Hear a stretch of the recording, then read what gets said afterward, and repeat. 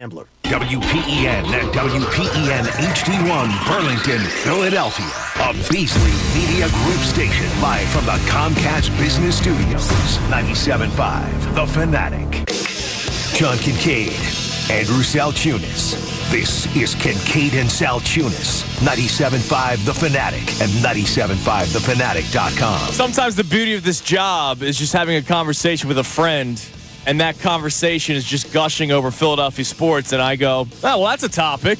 So I love that. So we're going to have some fun talk about how great things are right now, but also Jalen Hurts. No excuses this year. And it's not because he's getting paid or anything. It's because of Kellen Moore.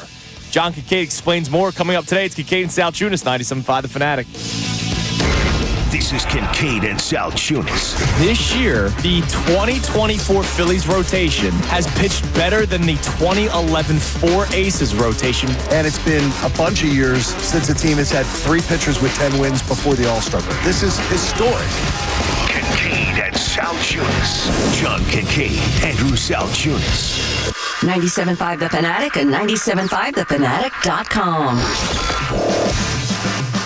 And a good Thursday. Jesus, Thursday morning. Good morning, sunshine. It's burrito day. Well, I was about to say a Wendy's Thursday, but Wednesday came out. I told you that is the biggest trip up that I had with Wendy's. Can you hit the open again? Well, we did. Can we start over? A beautiful Wendy's Thursday morning, an actual beautiful morning. It wasn't like 95 degrees walking out of the house today because of the rains last night. Yeah, it was nice. Beautiful day today, and it's a day where there might be some contention at times because Jalen Hurts will be talked about, and there's no excuses for Jalen Hurts. But what I want to do is first, let's start with the good. You know when people say good news or bad news, I think you should always go bad news first, right? I always go bad news first. That Connor, you're a bad news first guy? Nah, good news first. All right, well then this time. show's for you then, because we'll go good news or warm and fuzzies first. So yesterday the Phillies win again.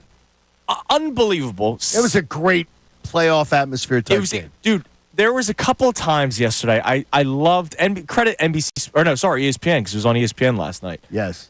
Credit the ESPN broadcast. They had a camera view up the third baseline, but from the concourse. And they slowly zoomed out. And as they were zooming out, you just saw the crowd, the sea of red. Crowd. And I know there was a lot of people there to see Shohei Ohtani and the Dodgers.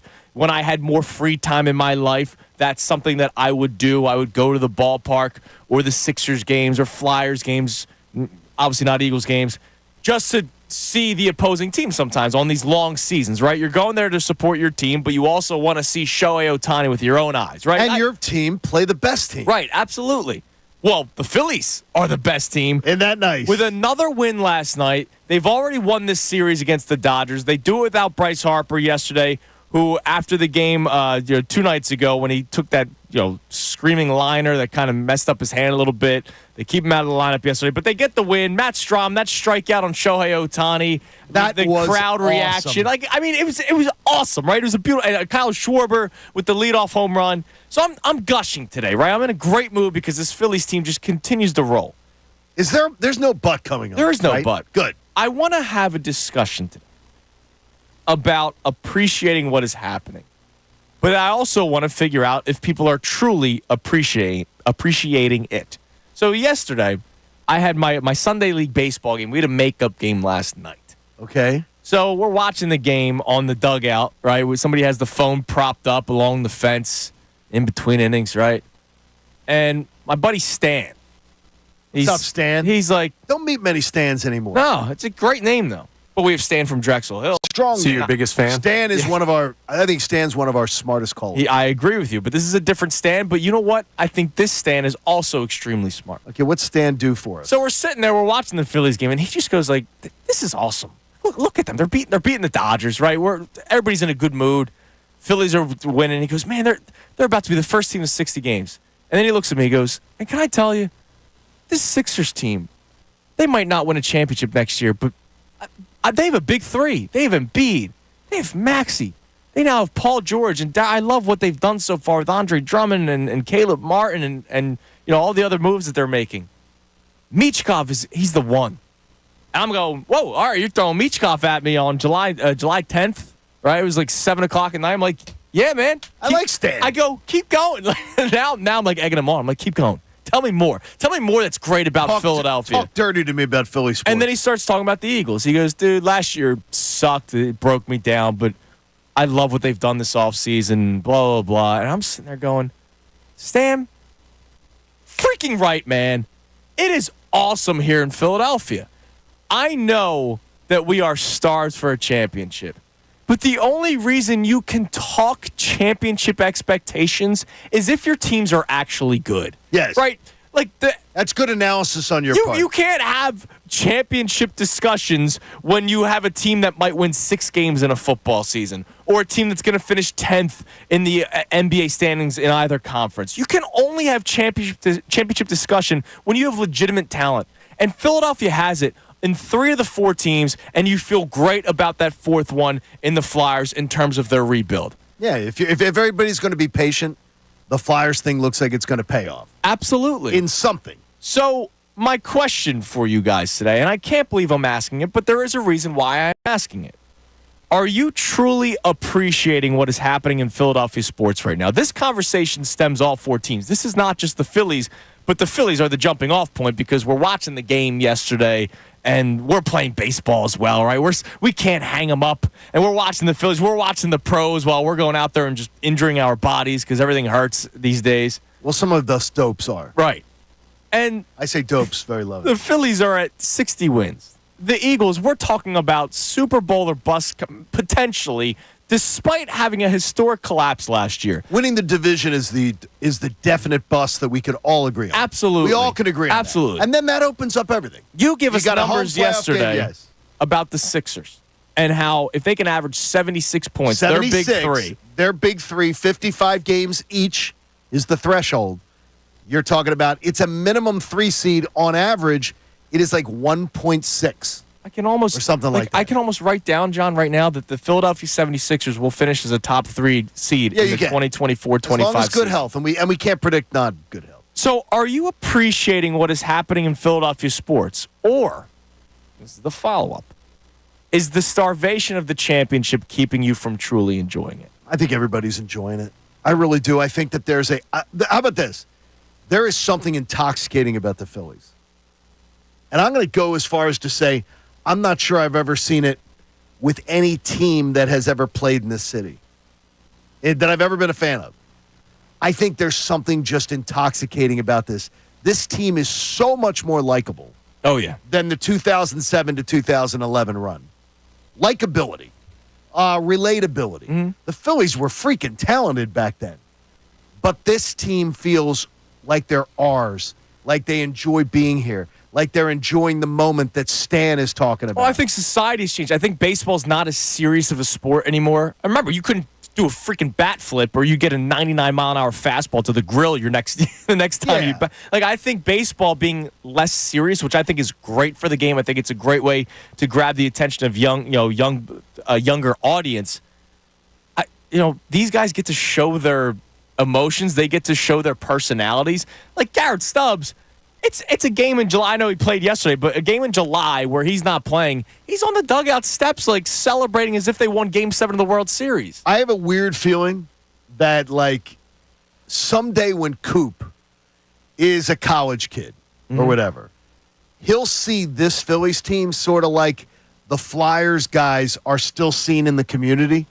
How the Flyers, who won 50 freaking years ago, Right. they're still seen everywhere, and they're still beloved. Absolutely. If this Phillies team can close the deal, I think when Coop is growing up, there's a chance that his kids may know guys that were part of this era of Phillies baseball. I mean, it makes I think sense. this is special. And I think I think this team is special. I think the energy around them special. And the attachment that this city has to them is very special. And now, look. And different. It's different. It is different. And the Phillies, you legitimately can say they are World Series contenders this year. We're contenders. It's almost to the point where... They're favorites. You know what's funny is you brought up something that just struck my ear. I hear people say Super Bowl or bust so often with the Eagles. If it's not World Series or bust right now with the Phillies... Oh, no, it has been since day one. And it better be. It better be. 63 is the magic number this morning. which is amazing. That's stupid. But World Series or bust has been the conversation since game one, since opening day. But the beauty of them is they have backed it up, right? Like they've backed it up. Totally They've backed done it up. everything to back up what they have said, the attitude that they had going into spring training, coming in to start the season. And so it's great right now for the Phillies because they just won game number 60. But it might be harder for a team like the Sixers. Like just Connor the other day. Connor, who is always happy, Always warm and happy fuzzy. for his teams. Connor loves every move that the Sixers have made, but you're basically waiting for the next injury, the next shoe to drop, and I can't blame you for having that feeling. So it seems like for some teams, you might be able to appreciate what's going on, but for others, it might be harder, like the Sixers, who you agree, talent-wise, are a contender. It's just they always have that dark cloud over. Hell yeah, I love everything the Sixers have done this offseason. I believe in the moves. The problem is this franchise is going to have to convince me they're not cursed. Right. Like, I'm at the point where it's outside the realm of normal basketball evaluation. And while it's unfair, it also is kind of fair based on the track Absolutely. The record. Sixers deserve the skepticism Yes. from you. Right, and it's not even They've earned every bit of it. it's not even a direct fault of theirs. It's just what they've been for the past 7 to 8 years, partially under their control, partially out of their control. But they're the only team. Everybody else in this city right now, how could I not be excited? All right, I mean, everybody should be, but I understand that the championship, the waiting, especially as two process believers, right? Two process truthers that you and I were. You're a cosplayer. Right, absolutely. Process cosplayer. Like, it hurts when they don't win, but you know that they have Joel Embiid, Tyrese Maxey, and Paul George. Like, that is fun. That is exciting. So our first question today, you could text in and call in 610-632-0975. Are you truly appreciating what is happening in Philadelphia sports right now? And I don't mean just with the Phillies. I mean all four teams. And this doesn't mean July 11th. Look, the Phillies have made deep runs in the playoffs the previous 2 years. The Sixers, I know they haven't gotten out of the second round, have been close a couple of times. The Eagles were in the Super Bowl just 2 years ago. Yes. We had Super Bowl or bust expectations last year. We have it again this year. And then moving forward, I don't think that conversation goes away with the Eagles. I don't think the conversation with the Phillies goes away after this season. It doesn't go away for the Sixers because they haven't gotten out of the second round. And with the Flyers, we're expecting someday soon for them to start making noise in the Stanley Cup playoffs. When you say it with the Eagles, I'm bringing it back to right where we said with the Eagles there. We did that top 10. We were trying to figure out Dave Zingaro from NBC Sports Philadelphia's top 9 yesterday. Look how many of those guys are like 26 and younger. Right. It's unbelievable. Like, this isn't going away. There's a core of really, really good players that are young. Mm-hmm. And then you got like Lane Johnson, who's winding towards the end. There's a lot of the core of this franchise does give you the opportunity to say, wow, if they continue to draft well and manage the cap well, they're going to have 5-6 years of knocking on the door, taking a bite at the apple. Absolutely. Why can't we have the D word? Well, dynasty. Don't be a D. Yeah, don't that's bring dynasty. it I up. wanna make that clear. I didn't even like to hear that word even mentioned when you haven't won. If you don't win 2 in a row. But what I'm saying is, why can't we have, like, in terms of the talent, in terms of Howie Roseman, Daryl Morey, Dave Dombrowski, Danny Briere, and Keith Jones, like, why can't we have that? We very well could. It just needs to happen. Phillies more likely than the Eagles? Yes, if the Phillies win. Are the Phillies more likely? If they were to, like, if both of those teams won this year, let's just say let's say we had 2 parades. Let's get nuts. Who's more likely to give you the dynasty?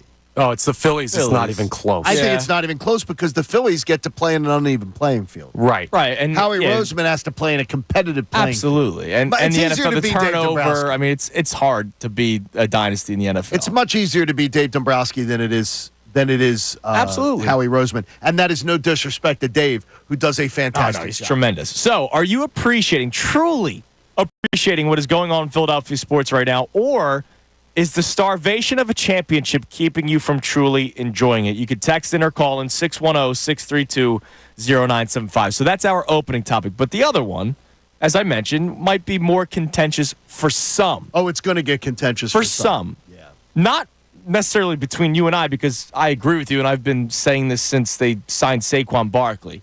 But you're going to come through a different direction. And that direction is, of course, surrounding the topic of no excuses for Jalen Hurts. Yeah, and I want it to be clear. And let me just say it straight off the bat.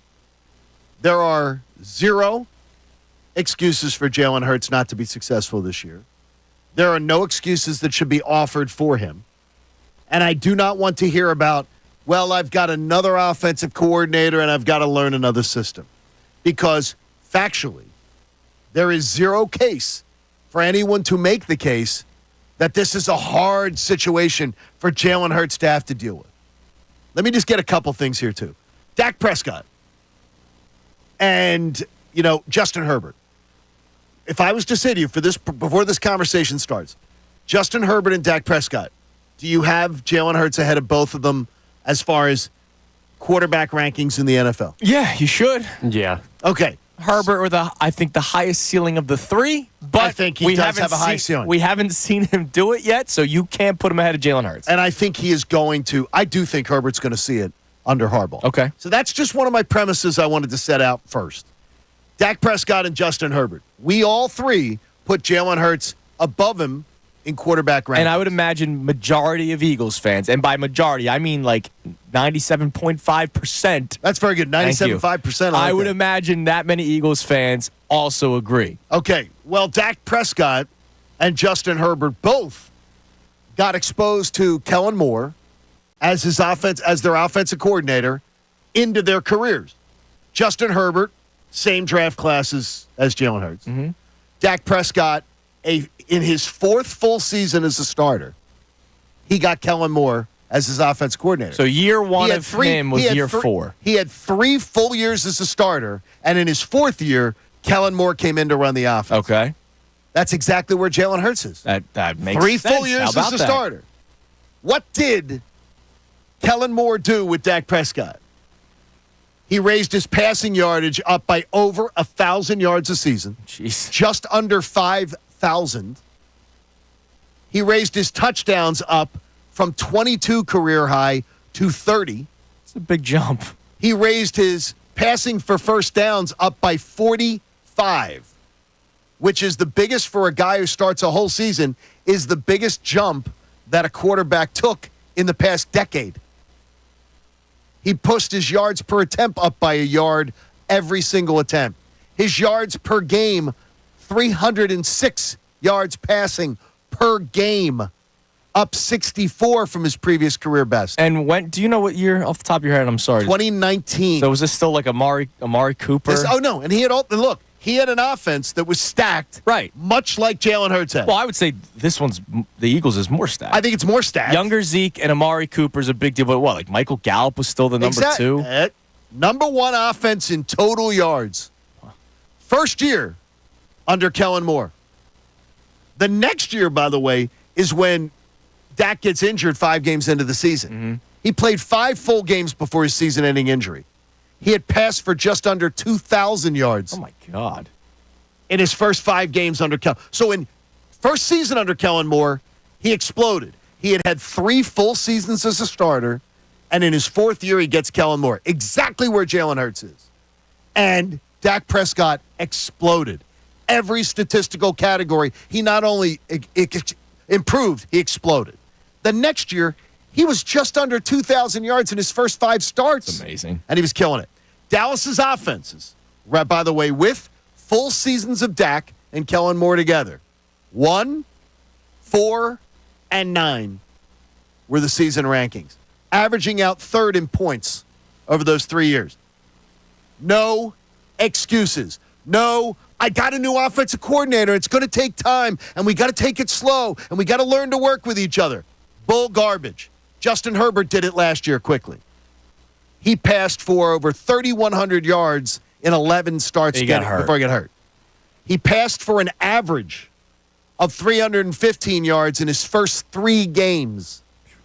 6 touchdowns, no interceptions. His first 3 games under Kellen Moore. There was no ramp-up period. There was no excuses. There was no, new offensive coordinator. It's going to take time.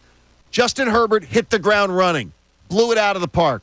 And by the way, if you know Justin Herbert, no interceptions and 6 touchdowns and 315 yards a game. That's really good consistency across the board. My point is this. The numbers show it. No other quarterback with comparable skills or less skills than Jalen Hurts has needed a ramp-up period, has needed to wait till like October to get things rolling. if Jalen Hurts doesn't get things rolling early with this offense and with Kellen Moore, it's a reflection on Jalen Hurts, not on Kellen Moore. Look, I mean, you have the data to back it up. And this is not an attack on Jalen Hurts. Not. It's just we all think that Jalen Hurts is better than Dak and better than Justin Herbert. So there's no excuses. Drop the new offensive coordinator argument from your repertoire. And it's great because yesterday we had our man T. Love call in who said, hey, let's take it easy. He's still young. And it's like that you have the Dak Prescott numbers right there. Young. Enough of the young stuff. All right. I mean, seriously, you're 3 full years as a starter. You're not young anymore. When you hear numbers like that, legitimate statistics from 2 quarterbacks that I think you agree are not as good as Jalen Hurts, are you willing on July 11th to tell us right now on the phone line or the text line, 610-632-0975, that you agree that there are no excuses for Jalen Hurts this year? And that's just because of Kellen Moore. We're not even talking about no excuses. Skill position, contract, schedule. We're talking about just the numbers that Kellen Moore has been able to do with quarterbacks like Dak Prescott and Justin Herbert in year 1. It's Kincade and Salciunas. We continue the conversation next right here, 97.5 The Fanatic. Bills win their series.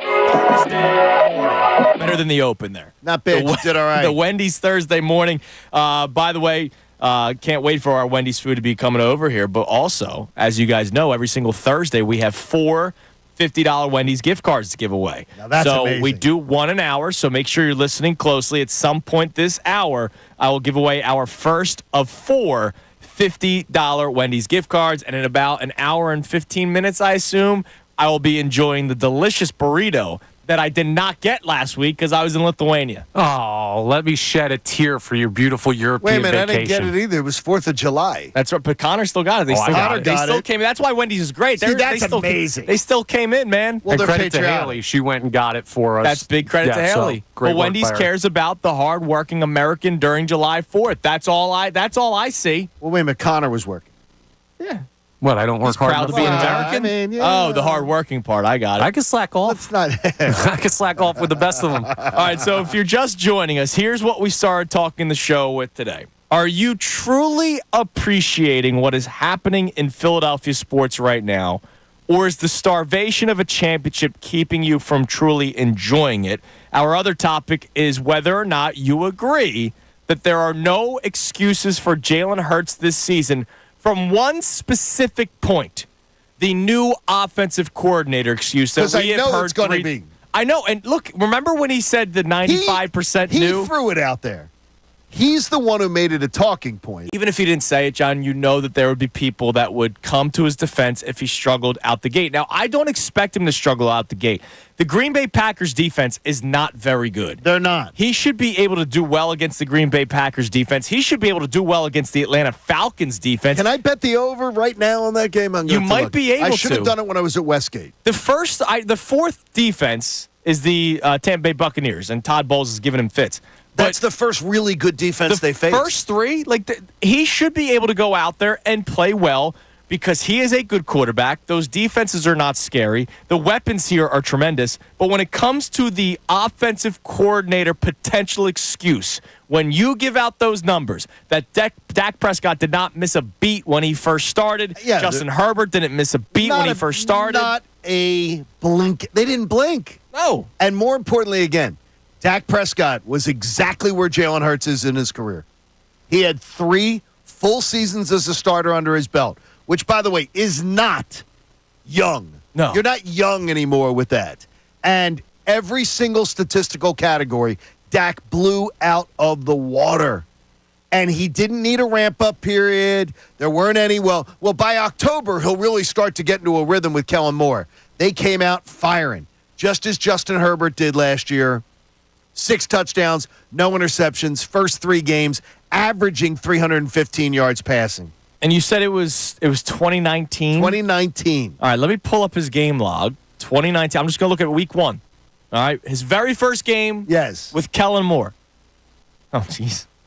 25 of 32, 405 yards, 4 touchdowns, 0 picks, 78% completion percentage, and a quarterback rating of 158.3. That's a perfect score. Isn't Now, it? real quick. 158.3 is a perfect score, I believe. To tell the whole story, who did they play? The New York Football Giants. That's 2019. Yeah, the Giants were good in 2019. No, the Giants weren't what they are now. Yeah, they went 4-12 that year. I mean, they ended up being. they were No, but it pretty just darn started. bad. All right, You then played it too. the next week you played what eventually became the 3-13 Washington football team. The Commodes. He torched them as well. But what did we just say before we did this? The defenses that Jalen Hurts is facing, They're to not start gonna the be season, very they're not good. good. And by the way, I said very good defense. He's already setting it up. The anything Tampa Bay defense is good, not great. Dak Prescott played the school of the blind and then the school of the deaf. Dak Prescott better. There was no ramp up period. Yes, I'm There not was no saying you guys need are wrong. for it. I mean, 2 quarterbacks who we all consider better. I mean, down the ranking from Jalen Hurts. Jalen Hurts is better than them. Showed that they were able to consume what he taught, use what he taught, and put it to great use. And both of those quarterbacks did not have what Jalen Hurts has. Oh, yeah. Period. Absolutely. Period. So I don't want to hear one caller to this radio station using the, you got to give him some time. New offensive coordinator, because the history is there. Google can be your friend. Absolutely. It can be your friend. It's not. It is an excuse that should never be trotted out. And, by the way, I've said it to you before. I expect Jalen Hurts to have better numbers than 2022. And that would be nice to see. I believe he will. And this team will be successful because of it. Correct. It all benefits us if it happens. So you can text and call in 610-632-0975. We'll get to our first text in a minute. But I also want I'm putting you on the spot here, John. I wrote it down in case you forget. I put it on the show sheet. What's that? But I'm sure you have the numbers in front of you. You know I do. You told me two numbers before the show started that just, like, it's one of those. I used to have this conversation with Ray all the time when I was doing middays. Like, you know it, but when you hear it, you're, like, amazed by it. The amount of times the Phillies have lost 3 straight games this year and the amount of times they've lost back-to-back games. Can you please tell the audience, because our main topic alongside the Jalen Hurts conversation is whether or not you're truly appreciating what is happening in Philadelphia sports right now, or if the starvation of a championship is keeping you from truly enjoying it. This Phillies team has done everything for you to just enjoy the season. Why is that, Johnny? They've had 1 3-game losing streak, and they've only lost back-to-back 6 times. Oh, my God. In 92 games. I swear I thought you were absolutely nuts when I read 6 times that they've lost back-to-back games. Like, I did not believe that was real. 6 Because it doesn't times. seem real. In 90, but Connor, in 92, and feel free to use that on the award-winning Locked On Phillies I will. podcast. I steal everything from this show. 6 times they've lost back-to-back in 92 games. Unbelievable. By the way, I put an email into ESPN Stats and Info to see how impressive that actually is. So if I get a email back from my buddy, I will. Did you just go through the schedule, or did you see that somewhere? I looked at the schedule. I'm curious to see, like... No, I'm a dork. I was looking at No, the but schedule. I'm curious to see, like, what about the Dodgers? So the Dodgers have 55 wins. Like, I wonder how many times they've lost 3 straight games I'll look and at it for back-to-back games, because it sounds incredible. Here's a great one for you. Are the Phillies going to play 500 the rest of the way? Last 70 better games? than Yes. that. Yes. Okay, they play 500. They win 95 games, Oh, my God. which would be the fourth best win total in the franchise history. If they play 500 ball, if they go 40-30, which would be a severe decline from what they're playing right now. Right. They win 100. The Braves, just if the Phillies go 500, so rest of the way, Phillies play 500 ball. The Braves wake up this morning knowing they would have to go 45-26 to beat them. Oh, my God. The Braves would have to play 19 games over 500 to beat them out. They have and an that's if they play 8.5 500 game lead. Yeah, Oh, it's my it's God. at a magic number of 63. 63, and we haven't even reached the All-Star break It is yet. absolutely beautiful what we've seen, and I do believe this team is different. I'm going to go as far as to say I think I've never seen a regular season of any Philly sports team where I just have that feeling, this is it, this is the team, this is it. I'm not sure that I've ever, because you and I were different. We didn't know each other when you were a child. In 2011, I did not know you as a young Phillies fan. Yes. I will tell you, I had not, that feeling. and I was somebody who was not in on the 4 aces, Which I think and all is that. completely ridiculous, but And that's it was, okay. And it was because of the fact that I had working knowledge of watching that methodology fail over and over and over again. And when the Phillies I'd tried rather do that methodology than Cole Hamels, Brett Myers, and you. Jamie Moyer, and they I won would the rather- World Series. I would rather they had addressed some other issues that they could have had, but that's fine. Yeah, I okay. mean, I think this lineup is much more. Oh, this lineup's ridiculous. It's just ridiculous. It's ridiculous. It is ridiculous. All right, what do we have on the text line there, Connor? Good morning to our texters. Good morning to our callers and our YouTube audience. Yeah, good morning to all those people. On our text line today, we have a lot of people checking in on both topics. First, let's start off with the positivity. Okay. And this comes from Edwin, who always says good morning to all of us specifically Hello, by name, Edwin. so we appreciate that. What's up, Edwin? He says, how could you not say things aren't good in the landscape of Philadelphia sports? Baseball isn't my number one, but I'm aware they're doing special things. The Eagles' offense has the potential to be a record-breaking offense. The Sixers have on paper the best big three in the NBA. Also, in less than 2 years, look who's arrived. Trey Turner, Saquon Barkley, and now Paul George. Life is good. Cherish it. Absolutely. No, life is great. Life is great. Edwin, the only thing I would say to you is that I'd argue with you on that whole text. Life is great here. Yeah. Right now. It really is. And that's the thing. That's why I wanted to know from the people today is if you're truly appreciating it. And like I think people are. Look at I that don't building. know, Look man. at that building.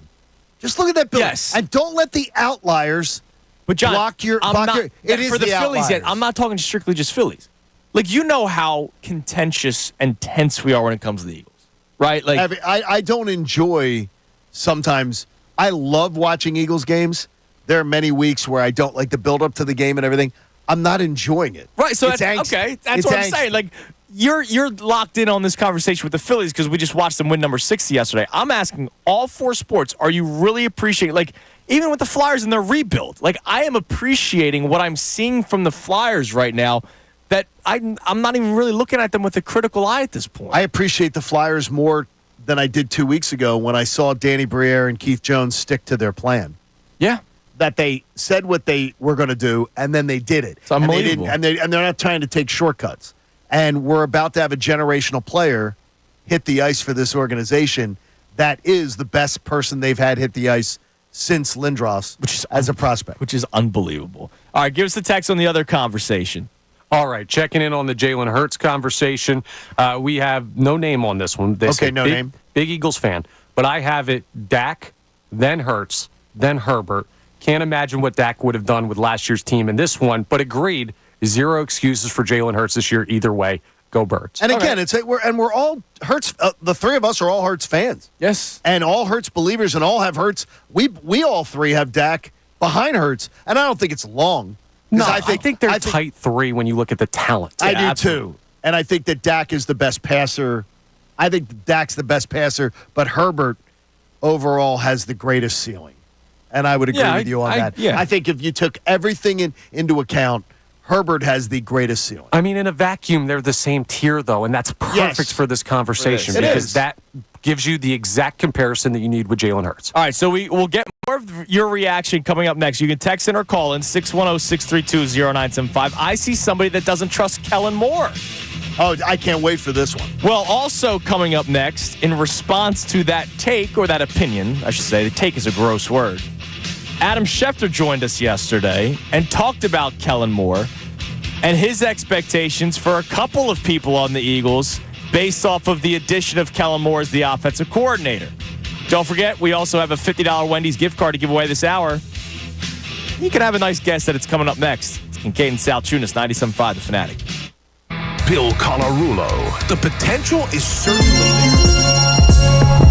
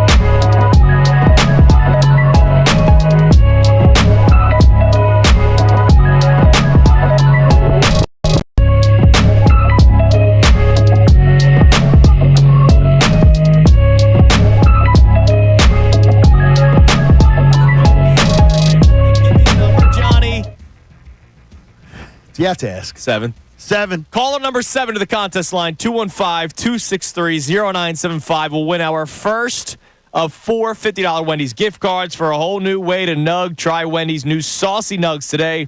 Open till midnight or later at participating U.S. Wendy's. Hours may vary by location. Again, caller number 7 to the contest line to win a $50 Wendy's gift card, 215-263-0975. Okay, so here's what we're talking about today once more.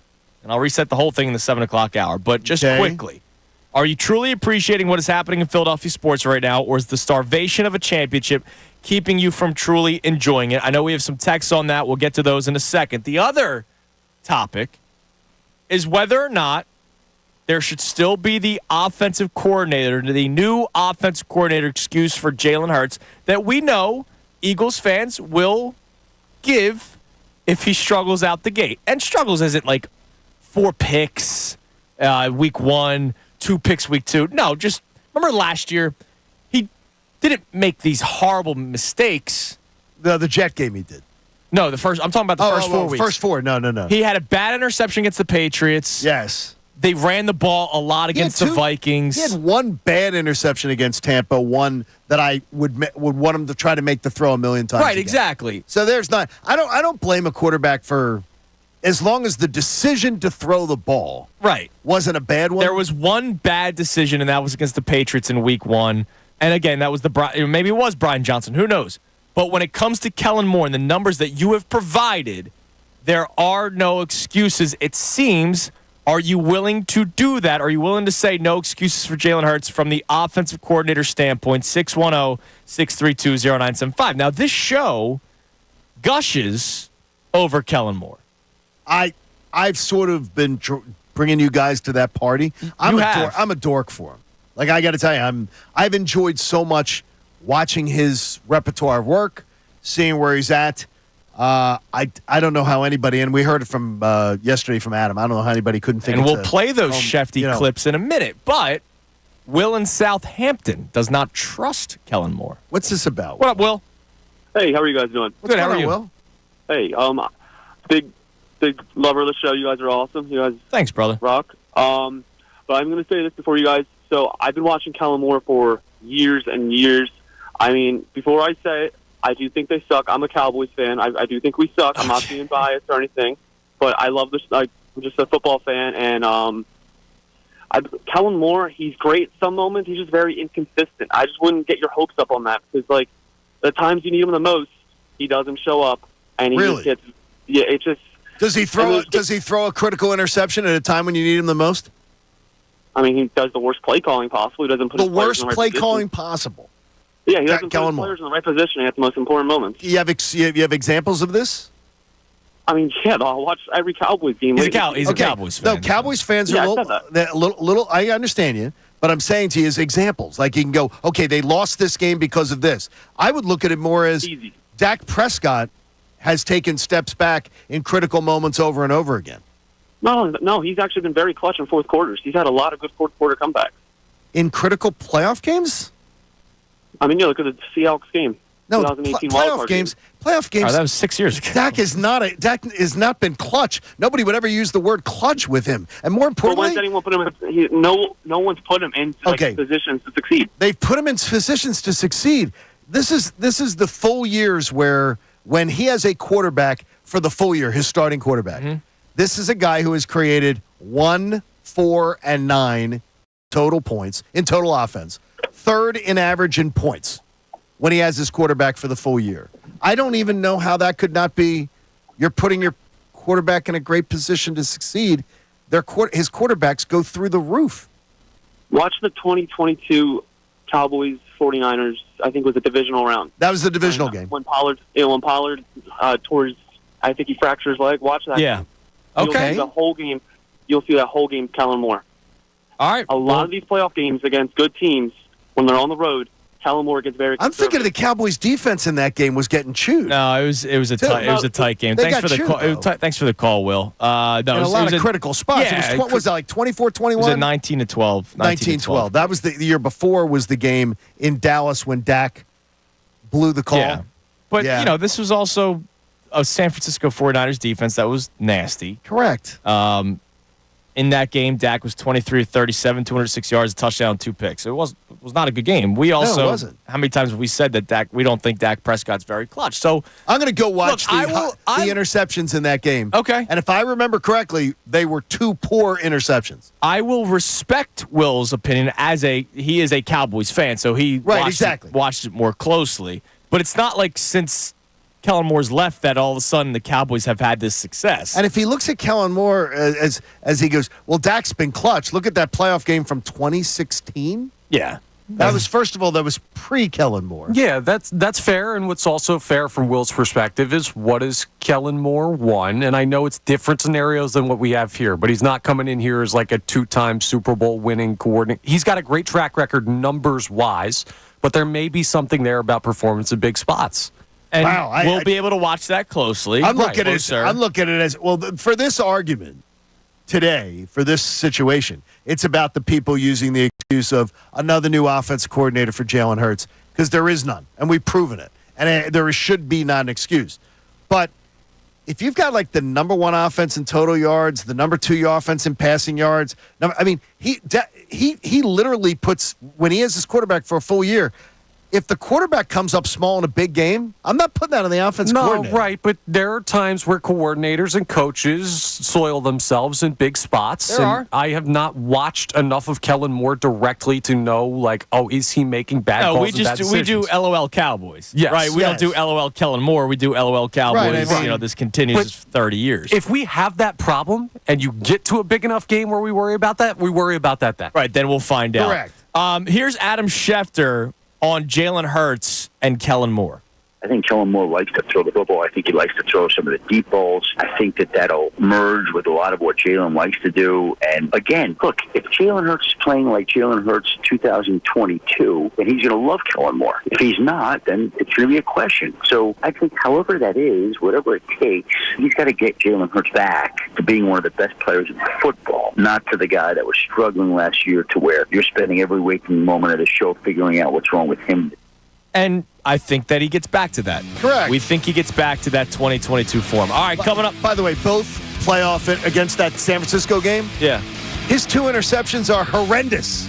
I just looked at them both. They're horrendous interceptions. And don't put that on Kellen Moore. That's probably on Dak Prescott. Terrible throws. All right, we reset the entire show. Come up next. Also, speaking of the Eagles, Bill Barnwell put together a ranking of skill positions. So running back, wide receiver, tight end. You're going to love to hear where the Eagles ranked. It's Kincade and Salciunas, 97.5 The Fanatic.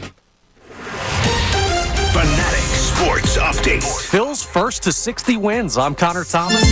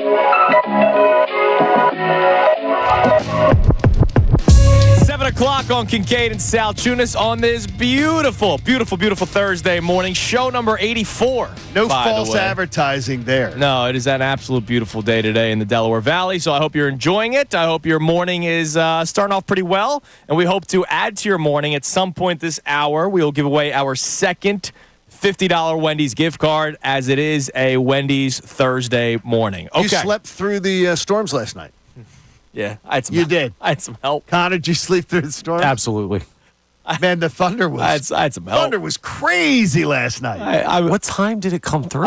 Came through. Well, it started raining at our house around 11. Yeah, bro. You gotta go to bed earlier. I'm in bed. No, I was in bed, but the storm comes through. Storm woke you up. And then the thunder. Oh, man. Yeah. You know what I do? I do the thunderstorm sounds on the Amazon that's Echo. Do you really? smart. Yeah, so I don't even notice when it rains. That's Do actually you really do pretty use smart. that as a sound Absolutely. machine? Yeah. We have an Echo in there. What am I going to be alone with my thoughts? Okay. Yeah, you don't want that. It's a scary place. Yeah, it was a no dream Wednesday into Thursday for Andrew Salciunas. It was nice and comfortable sleep last night. All right, so here's what we're talking about so far, and coming up in about 10 minutes, you are going to love to hear this. Bill Barnwell, who sometimes I like what he does, sometimes I don't like what he does when he says things poorly about Philadelphia. But I like this one because it's a positive piece. So you're cherry picking your love. Yes. Bill Barnwell ranked the skill positions, wide receiver, tight end, and running back, amongst all teams in the NFL, all 32. And you will love to hear where the Eagles are at. So I'll tell you about that coming up later on this segment. But just quick reset of today's show. I had a conversation with my man Stan last night. I had a baseball game yesterday, and Like this Stan character. we're watching the Phillies game in the dugout, right, in between innings. So you're really focused on this game you're playing. Absolutely, man. When I'm on the bump, doesn't matter.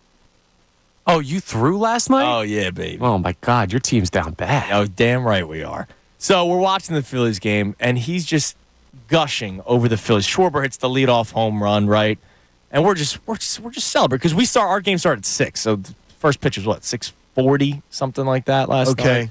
So we watched the home run. We're celebrating. We're having a good time. And he just looks at me and goes, "Man, this Phillies team's amazing. I love that they got Paul George, and I've loved all the other moves that the Sixers have made. Michkov is the one." Wow. I will quote him. Michkov is the one. And then I didn't know he was a European or, international hockey he is, scout. yeah, he's a hockey scout. That's good. That man Stan. And then he also started talking about the Eagles. And of course, we expect big things out of the Eagles. And it made me just sit there on this sandlot field that we're playing at and going, you know what, Stan? It is beautiful right now. And I have always appreciated it. I don't know how much other people have appreciated it. Now, it comes down to the team, I think. I think it's harder to appreciate Joel Embiid and the Sixers when they have fallen so short of expectations. It's a little bit easier to truly appreciate the Phillies' 60-win season because they're backing up what they've done in the last 2 years, which was a World Series appearance and an NLCS appearance. Even though it was a colossal failure in the NLCS, they got there. They are. The Eagles, we expect them to bounce back this year after they went to the Super Bowl last year. They've made the playoffs 3 straight years despite the collapse last season.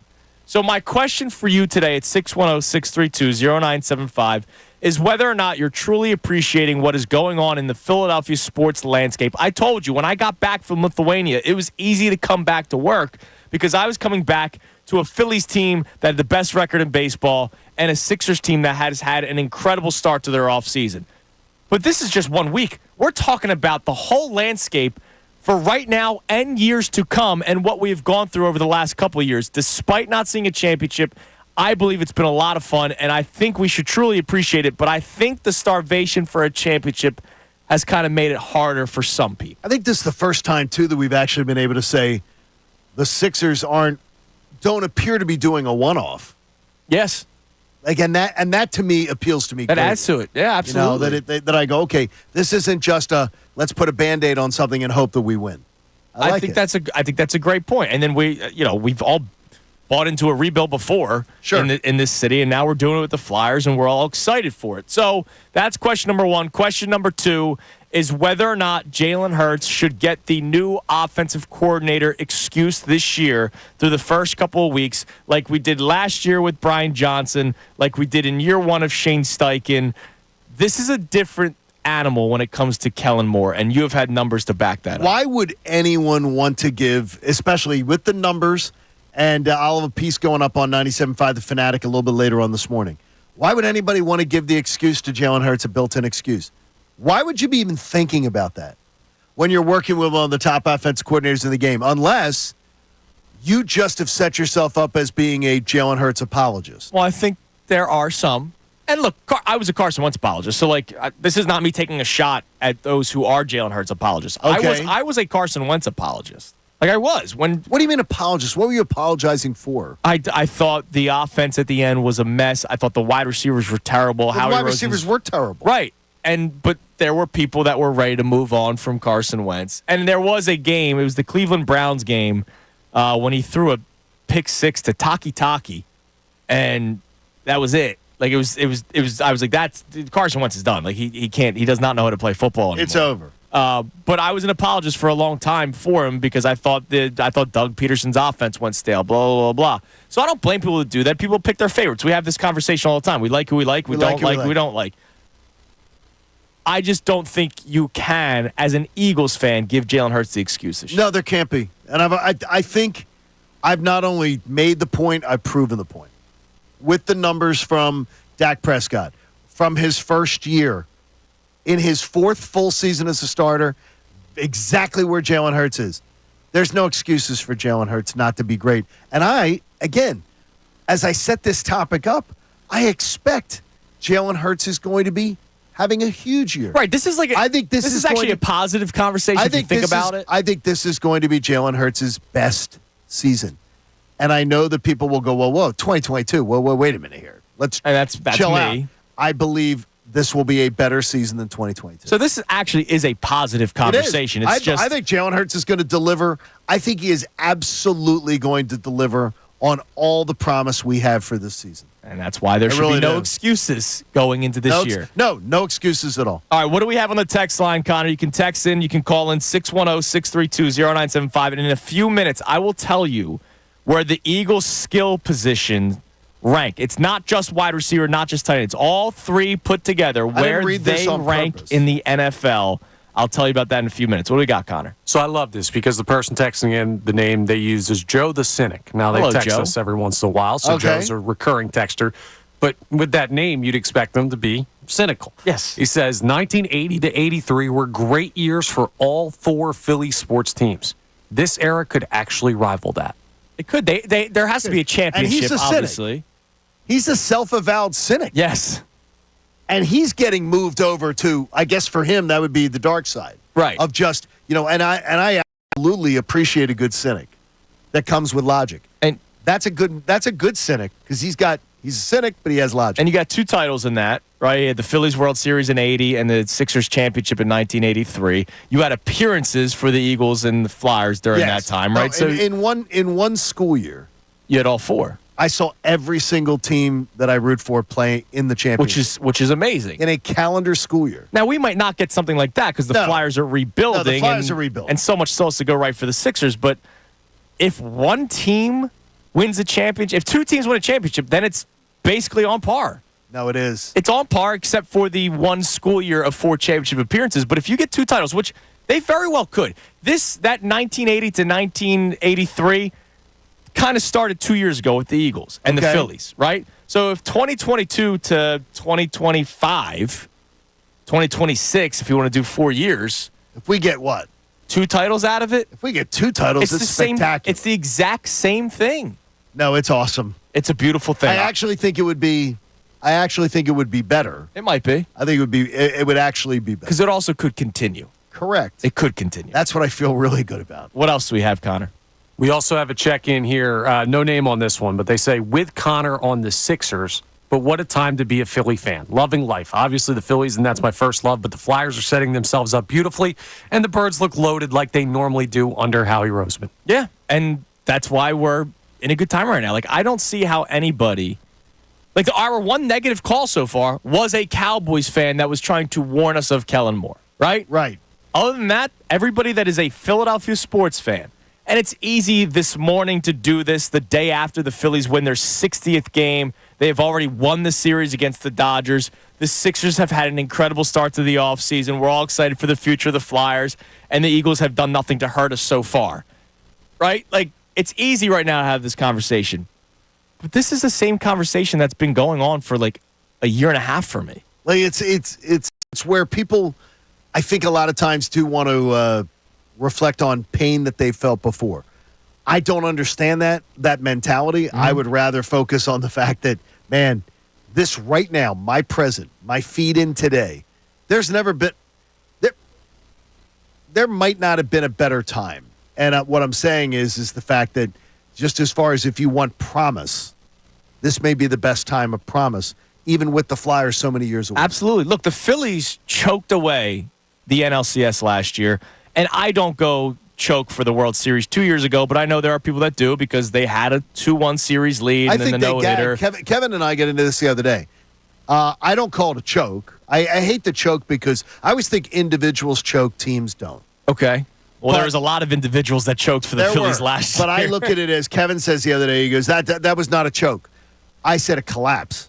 And then he says, it's not a collapse. That was a collapse. The Phillies have collapsed 2 years in a row with everything sitting right in front of them. They've collapsed. It is a wretched, the 3 games of the World Series when you were up 2-1, and you had games 4 and 5 coming up at home to be no hit, and then the debacle of game 5. Right. And then last year, game 6 and game 7 at home. Inexcusable. It just is. It's one of the things that when October comes around and everybody says, well, we're not losing, we're at home. Right. Now those you think last 2 years, I'm looking at it going, when the pressure was at its highest, the home field meant nothing. But what I'm trying to get at is from the positive swing. It's so positive. Is the fact that they've been there. And here's the deal. They're not the Diamondbacks. Where the Diamondbacks got there last year, they're not coming close this year. They stink. The Phillies got to the World Series 2 years ago, got to the NLCS last year, and have the best record in baseball this year. Like, that's freaking awesome. It is. Even though they haven't won, and trust me, it pains me to no end. I will never, ever, ever forgive them what they put me through in the NLCS last year. Ever. When I was at Game 2 and watched them have that explosive offense that day, and then it just go quiet the rest of the way, I will never forgive them for what happened. Man, they at least got there, and they're looking like they might get there again this year. Well, they're better. This year's team's better. It's even better. I mean, the pitching is so much better.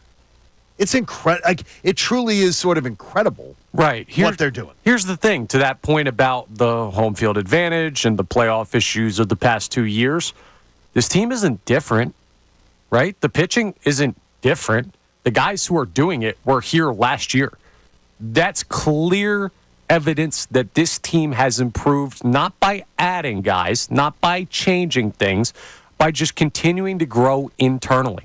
And that's why I do not believe that we should be worried about the playoff issues of the past. I think, too, though, what you're saying, Connor, makes a lot of sense in that I go back to spring training when I was hearing you down there in Clearwater and hearing Larry Boa and hearing all the thing, and you're talking about, boy, everybody around here says they're focused, they're on a mission. And I honestly, and I admit it, and I bet there were other people that did too, if you're being honest, I rolled my eyes.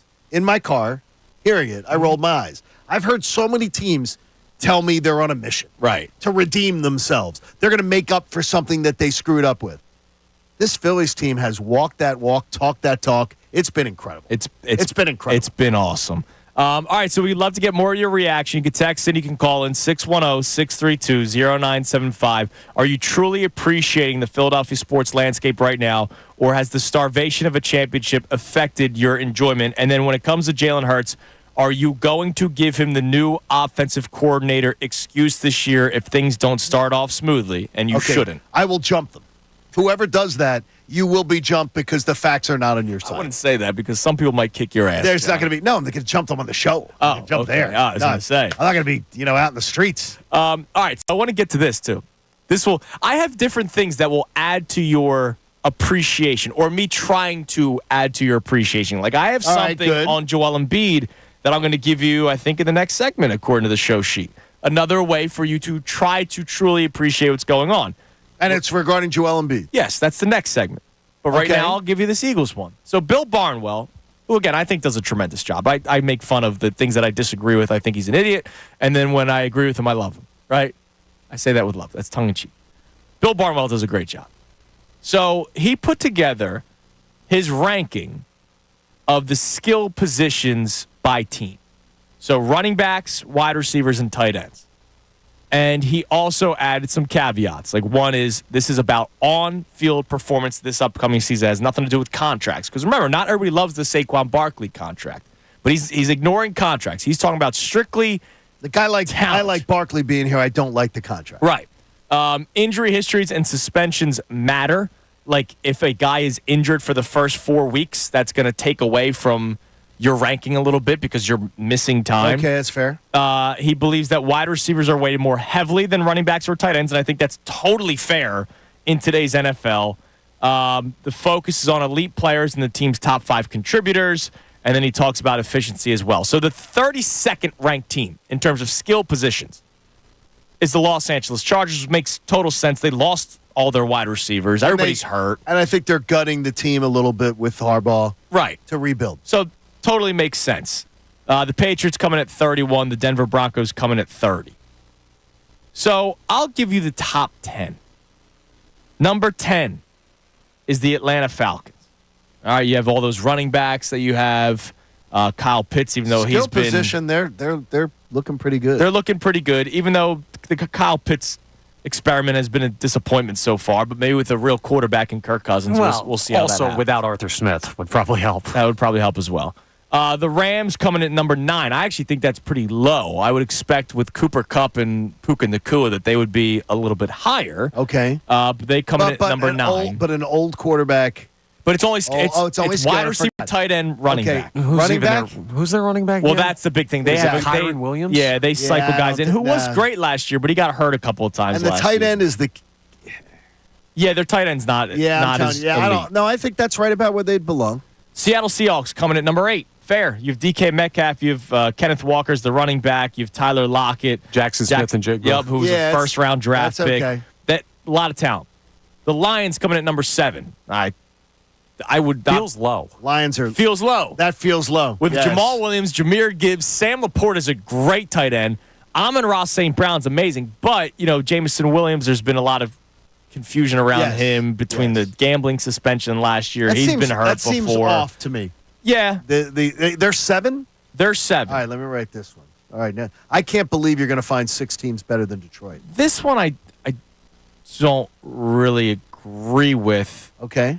Even though the names are there. Who? And again, it's skill position, so you got to forget the quarterback situation. Chicago Bears coming at 6. I'll take Detroit every day. I agree with you. But Every day. Keenan Allen's there, DJ Moore's there, so they have players. No. I there's no way I put. All right. Okay, at least I don't. I got that Rome kid too. Yeah, they got players. Okay, do you take, even though these are skill position guys, do you take into consideration at all what kind of position they're going to be put into? Like no. Okay. I think just standalone looking at talent. talent. Just standalone talent. The Vikings coming in at number 5. Again, wide receivers weighted heavily in this. They have Justin Jefferson. They have the best wide receiver in football. They come in at 5. The Texans at 4, which I think is they're going to be a good team this year. Texans going to be really good. If Tank Dell can repeat what he did last year, Tank Dell, Nico Collins, Dalton Schultz, they bring in Stephon Diggs. Yes, I wasn't even going to Stephon Diggs. They bring in Joe Mixon. Yeah. They also bring in Stephon Diggs. So Houston at number 4, I think have is no argument. Totally fair. The Dolphins coming in at number 3. Tyreek Hill, Jalen Waddle, Devin Achane, Raheem Mostert. I think I would take Houston ahead of Miami. I'd flip them, but I wouldn't have no argument. But I mean, no big argument. But I think in my list I'd flip them. Have you just as I think Detroit's right there with all of those. Have you said the Eagles yet? No, that's coming in at number 2 is the Philadelphia Eagles. So Bill writes the rankings in previous years. In 2022, where they had very similar talent, he had them ranked 8th. Now last year was a disappointment. He had them ranked 3rd. Okay. But with the addition of Saquon Barkley, he has the Eagles in terms of skill positions, wide receivers, tight end, running back. So A.J. Brown, Devontae Smith, Dallas Goedert, Saquon Barkley. He has them 2nd. Is he Chiefs 1? No, 49ers I won. was going to say. With Debo, George Because Kittle, Christian McCaffrey. Obviously. It's hard to argue. It's hard to argue the 49ers. I mean, And again, Ayuk is still on the team right now. God, I think I'd put Detroit, I think Detroit should be higher. I think I'd put Detroit in an argument with the top 3. I agree that Detroit should be higher than 7. They should be ahead of Chicago, and I would say that they could be ahead of Minnesota. No, I think they absolutely could be ahead of Minnesota. Justin Jefferson's a freak. Jordan Addison's a good football player, but there's probably guys I would probably put ahead of them. But that's okay. But the Eagles are second. That's great news. I mean, and that's kind of another reason why there shouldn't be any excuses for Jalen Hurts. No, there shouldn't be. For God's sake. If we're being honest, when they're ranked second among skill positions in the entire NFL, according to Bill Barnwell's analysis. How are all those other quarterbacks going to do with all that talent? We'll talk about that next. Also, why you should feel even better about the Sixers because of Joel Embiid. Today's a day of positivity. It's Kincade and Salciunas.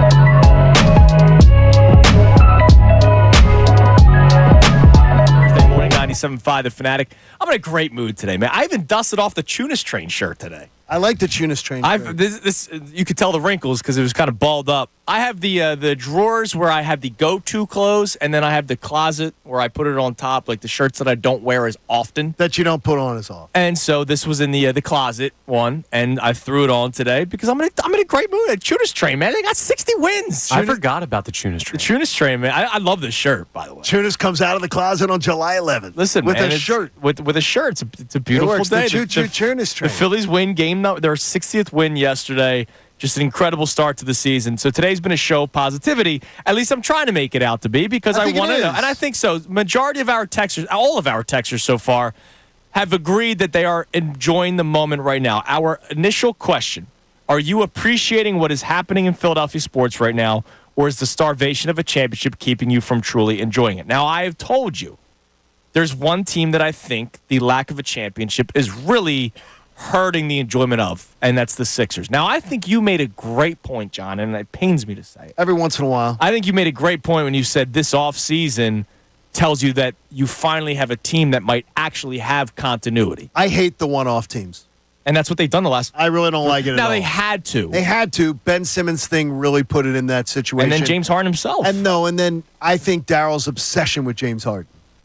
That I still think if they had gone and gotten Halliburton, it would have been a different team. Could have been a different team. And I think we would have already seen an Eastern Conference Finals. Could have been a different team. Then again, now, though, one of the things that Joel Embiid asked was for some continuity. Yes, he did. Well, I didn't think Daryl Morey could deliver it.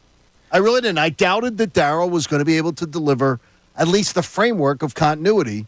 And a talented team with continuity. Right. Like, this team has some framework of continuity. You could have had continuity with Brandon Ingram if you overpaid for him on a max contract. And I wouldn't want him. No, you got Paul good. George. So, like, all of a sudden, the Sixers are looking up. But I do know that the lack of a championship has really hurt, not just championship, the Eastern Conference appearance has really hurt people in terms of their enjoyment of the Sixers. But I know I'm a Joel Embiid apologist at times. I know that I am probably Joel Embiid's biggest fan. Right, you are. You are the.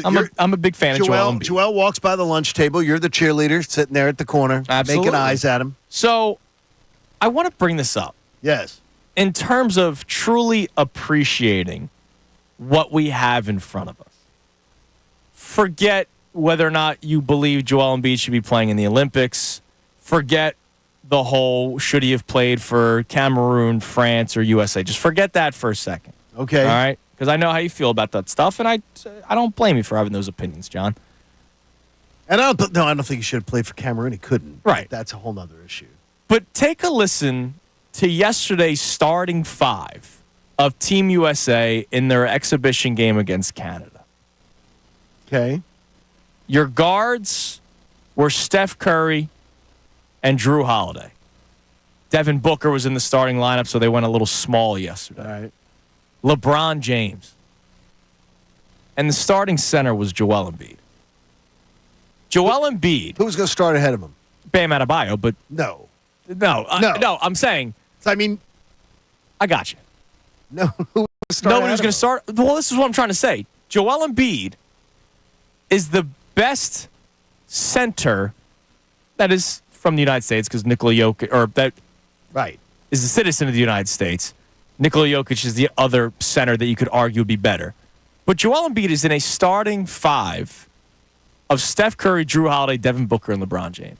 It's fantastic. Like, isn't that cool to know that you have somebody that's good enough to play with those four guys on the national stage? I've known it for 5 years. I know you have. You know what I mean? I've known it for 6. So it honestly, it does. The Olympics is doing nothing for me. I know it does nothing for you. No, I mean, it just doesn't. So, I mean, to me, I've known this for 5-6 years. Right, but you know how people feel about Embiid at times, and I get upset, and I try to defend Joel Embiid. I think frustration is the overwhelming point of view with most people with Joel Embiid. I think so.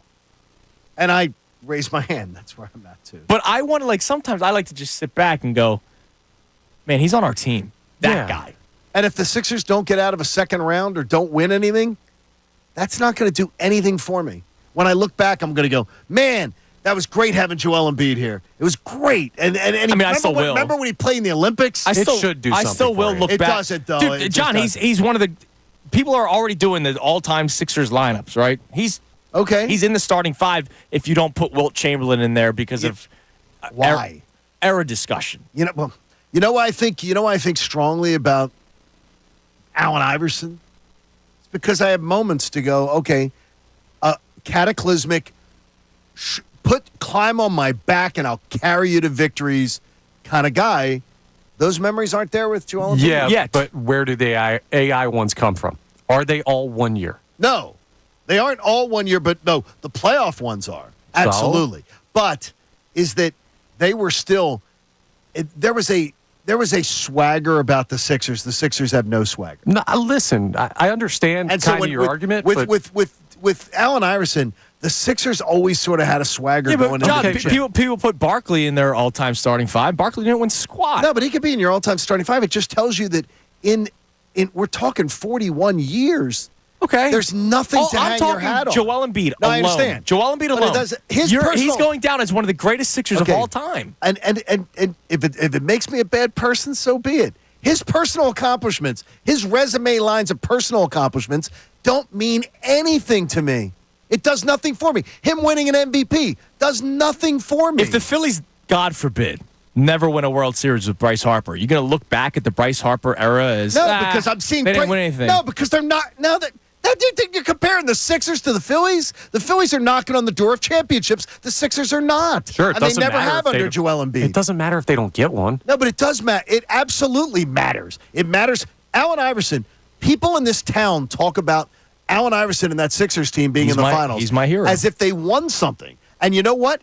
It sort of feels that way. Right, it does. Because they were so freaking amazing. What Iverson did may have been singularly dragging the worst team Philadelphia's ever seen play for a championship. No, in fact, I'll say it. That's the worst team that this city has ever sent to a championship round.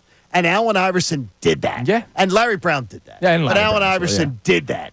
And to me, Bryce Harper, I'm going to be able to say, yeah, I saw Bryce. I saw Bedlam at the bank. Right. Okay. I saw a World Series. I saw Bryce Harper do things that meant something in October. I've yet to see a May moment. Not a June moment. I've yet to see a May. You kind of saw it in this last. No, we did. Playoffs. It was a first week. It was the first week of May, and it was still on and off because of being battling. You saw a road walk-off 3 by Joel Embiid in Toronto. In Toronto, yes. I mean, the guys had moments. Connor, first round, honestly. Well, you just said May, John. You just set the line there. No, that was April. Unless that was just because it was a first-round series. Well, so it was April. You're talking about April. I'm not talking about – there's not been a moment. I need moments, and I'm sorry. Him winning, like, the gushing that many of my peers here did and everything about, oh, my God, MVP. And I was so freaking frustrated with it. I don't care about players winning MVPs. I want my teams to win. And so, to me, that's where the frustration comes in. And I get the frustration. But last year, Joel Embiid did a lot to take away some of that. Because I saw a guy, I thought he was scrappy as hell. I think he showed me a toughness in postseason that I had not seen other times in his career. And I believe that Joel Embiid turned a corner. So ultimately, let me ask you this. Yes. Have you, again, the show is about appreciation today. Absolutely. Appreciating what we've had in the Philadelphia sports landscape, have had, currently have, and will have in the future. In this decade, I'm not saying 1980, 1990. I'm talking about this decade. What we have had, currently have, and will have. Do you truly appreciate it? Have you appreciated Joel Embiid as a Sixer? I'd have to answer you honestly. Is that he's been a pleasure to watch. When he's on his game, he's been a pleasure to watch. But that doesn't put him in the.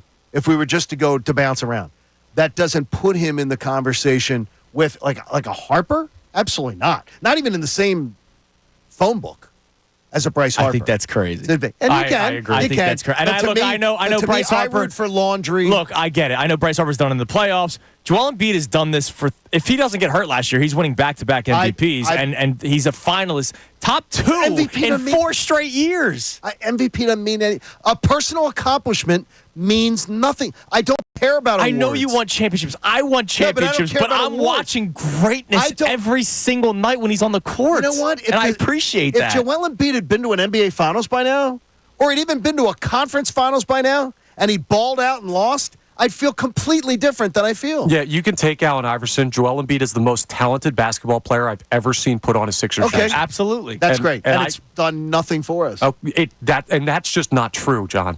Like, it's done nothing for us championship-wise, but that's not nothing. Why it do can't be a teams zero-sum game. They try to win championships. They John. try to win or try to be even in the conversation. But it's not just Joel Embiid. It's also roster construction. It's the fact that they've had to do one-off years. I'm not getting amnesia over 2023 Celtics series. I'm not going to forget Game 6, and I'm not going to disregard Game 7. I'm not going to go, You shouldn't. well, wait, let's not. Those were big moments. It was 15 months ago. So, I mean, though I feel differently about Embiid after this past year, that was just 15 months ago, where it was an absolute no-show. Man. A no-show in a big stage. You're basically calling Joel Embiid Matt Geiger. And you know what? Allen Iverson wouldn't no-show last 5 minutes of a playoff game with a chance to close it out at home. Wouldn't no-show a Game 7. Look, I don't disagree with you. Those moments pain me. I think it's the idea that Connor brought up Bryce Harper. Please, don't bring up Bryce Harper with Joel Embiid in the same sentence to me. Don't even discuss it until I see something. I need evidence. All right. I need evidence. And not personal accomplishments. All right. I've truly appreciated every second I of the think he's Joel Embiid era, entertaining. When he's on his game, which man, is is it entertaining which to is watch. more often than not. I'd say there are 25 nights a year where he can make your jaw drop. Where just you go, wow, that was awesome. I'd say there's 25 times a game where he can Okay. make your jaw drop with what he's able to do at a 7'2" clip. Yeah, All right, well, look, we'll continue the Look, conversation. we'll We'd see love to where it's get at. your input on it. You can text in, you can call in 610-632-0975. Today's a day about whether or not we are appreciating what's happening in Philadelphia sports in this decade, or has the starvation of a championship kept you from truly enjoying it? Our other discussion is Jalen Hurts, the offensive coordinator excuse, the new offensive coordinator excuse. Does that go away because of the success that Kellen Moore has had in year one of Dak Prescott and in year one of Justin Herbert when he was the offensive coordinators of the Cowboys and Chargers, respectively? I'm with you, John. There's no excuse for Jalen Hurts this year. There better not be. And that's just about the offensive coordinator. Bill Barnwell puts together a list of skill positions, ranking them 32-1. The Eagles come in second with wide receivers, tight ends, and running backs. No excuses for Hurts this year, and that's not like being critical. That's just being, hey, we expect good things out of them. So prove it. 610-632-0975. Also, coming up next, as we get closer to football season, prop bets start coming out. And John has them for the Eagles wide receivers. tasty. We'll get to those next. It's Kincade Salciunas, 97.5 The Fanatic. Philadelphia Union Soccer. Back over to Quinn. Quinn with the shot. Score!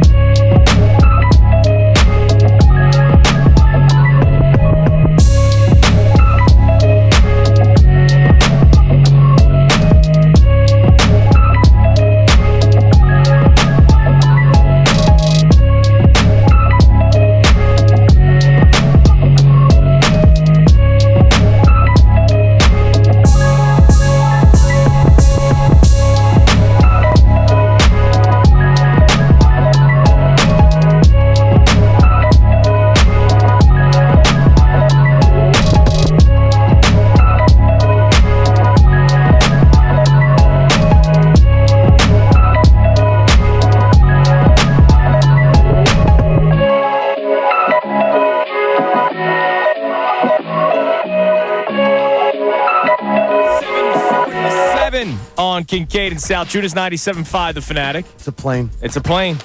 You've told me that multiple It's a times plane. now. Just so you know. I should. It was actually 7:46. I should have just said You it should have just waited. correctly, and then I wouldn't Yes. have gotten the plane joke. It's the plane. We got a Wendy's gift card to give away at some point this segment. At some point this segment, I will give away our second of 4 $50 Wendy's gift cards that we do every single Thursday. Our conversations today, are you truly appreciating the Philadelphia sports landscape in this decade? I'll even open it up to this decade despite not seeing a championship victory. We've seen multiple appearances now, but we've not seen a championship victory just yet.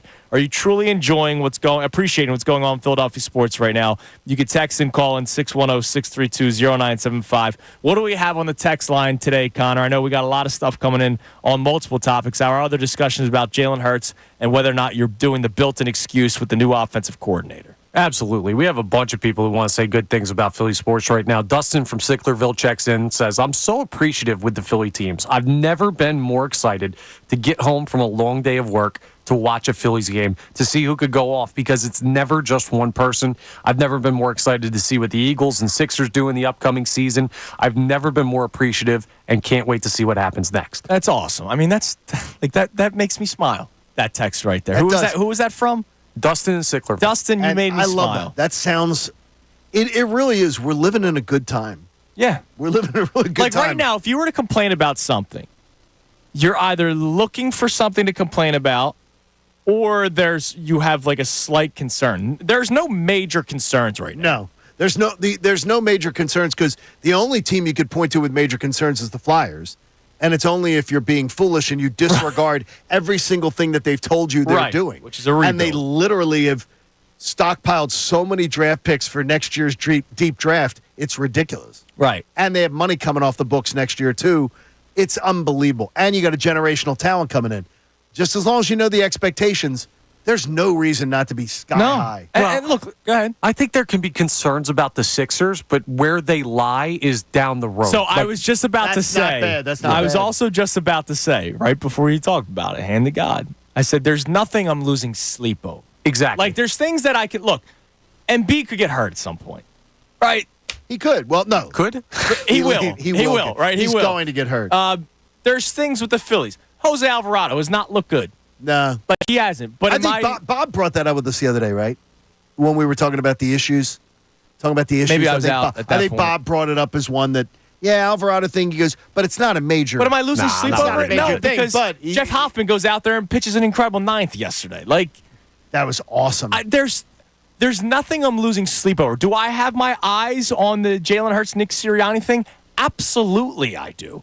But am I losing sleep over it right now? No, because it's July 11th. And if they get to training camp and there's still issues, if they get to the preseason and there's still issues, all right, we'll start having more serious discussions. But right now, on July 11th, am I losing sleep? There's nothing I can lose sleep over right now. And that is a time, I got to tell you that's something that is completely foreign to this fan base. Absolutely. to not have something. I mean, the pensive excitement that I have for the Eagles is huge. I'm just really thinking we're going to have a great fall, too. So Absolutely, man. That's I mean, just dude, this awesome. fall's going to be great. I've told you numerous times now, 2024, a year of content. We're already in July, guys.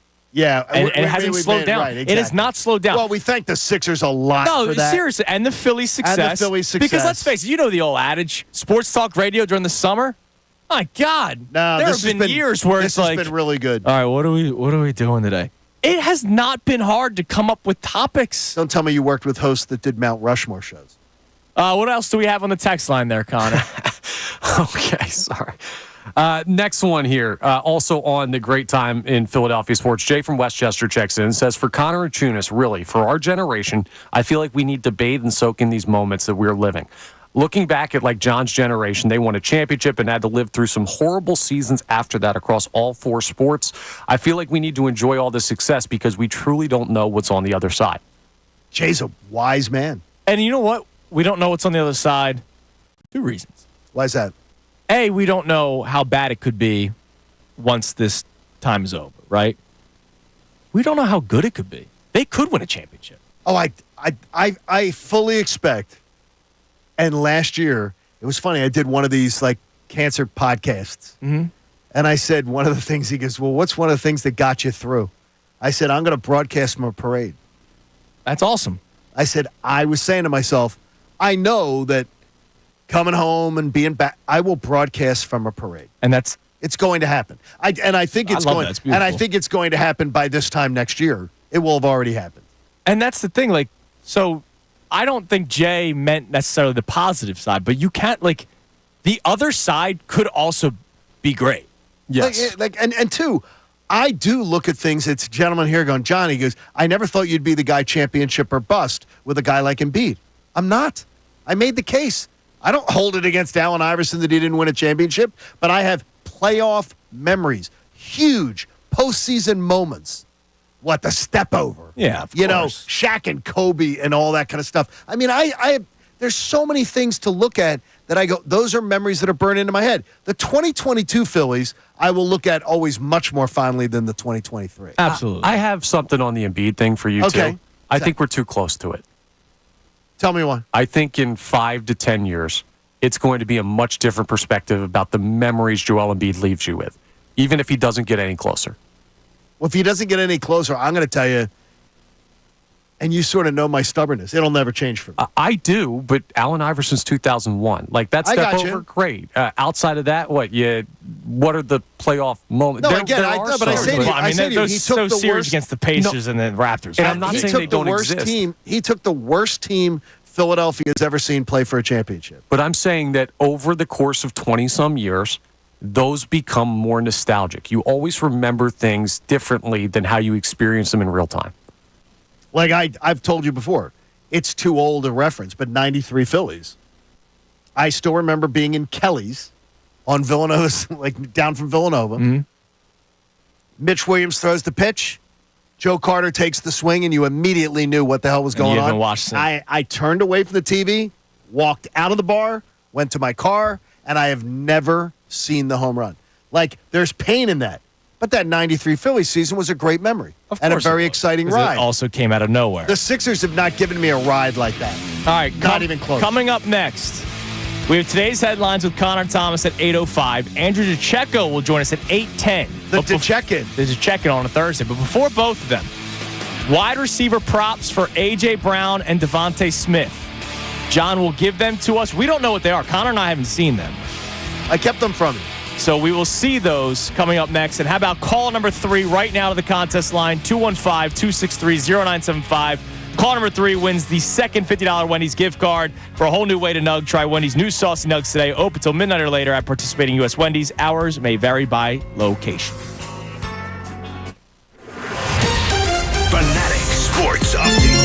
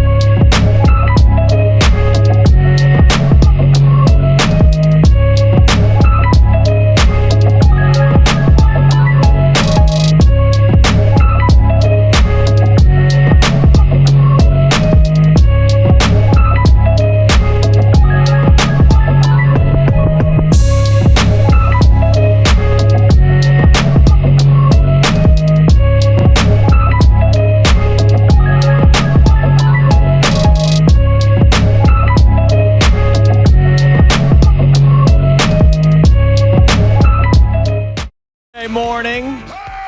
Hope you have a nice, safe trip into work today on this beautiful, beautiful Thursday morning. Beautiful summer Thursday. Love it. Easy for you to say. It's a nice day. What's It wrong? is beautiful. Looks gorgeous. Yeah, it's a great day today. It's gorgeous. All right, so coming up, 8:05, today's headlines with Connor Thomas.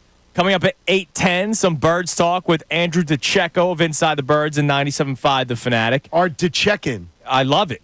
Now, speaking of the Eagles, you have props. I do. A.J. Brown, Devontae Smith props. Want to thank Jimmy Shapiro for sending them along from Bet Online yesterday. Okay. All right, let's get out your betters hats right now. I only have this one hat. And it's just on receivers. Right. And Jimmy's smart with this stuff because he puts it out with the receiver starting on Netflix. Okay, so these are the bets you can bet right now, and I'm just going to give you the A.J. Brown and Devontae Smith numbers. Okay, fair. So we'll do A.J. Brown first. If I asked you right now, what is the over-under for reception set at for A.J. Brown this year that the betting line is from Bet Online? Receptions. Oh, jeez. 121. 132 and a half. Okay, jump on this big time then. 90 and a half. What? We would all pound the over on this so big.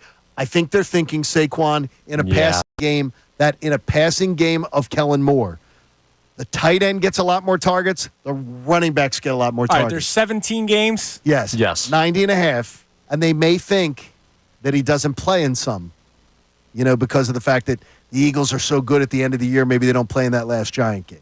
90 and a half's the number. If he has... That would be 6 receptions. I was about to say, if he averages 6 receptions a game, he hits that. I'm taking that number all day. There's going to be games where he might have 5, and then the next game he might have 12. How about his receiving yards for the season? I don't want to drag on this one. So he's been over 1,000. He's been 1,400 and close to 1,500. I'd say 1,350 and a half. 1,405 and a half. Here's one where I would tell you to be careful. The number's set at 1,250 and a half. 1,250 and a half.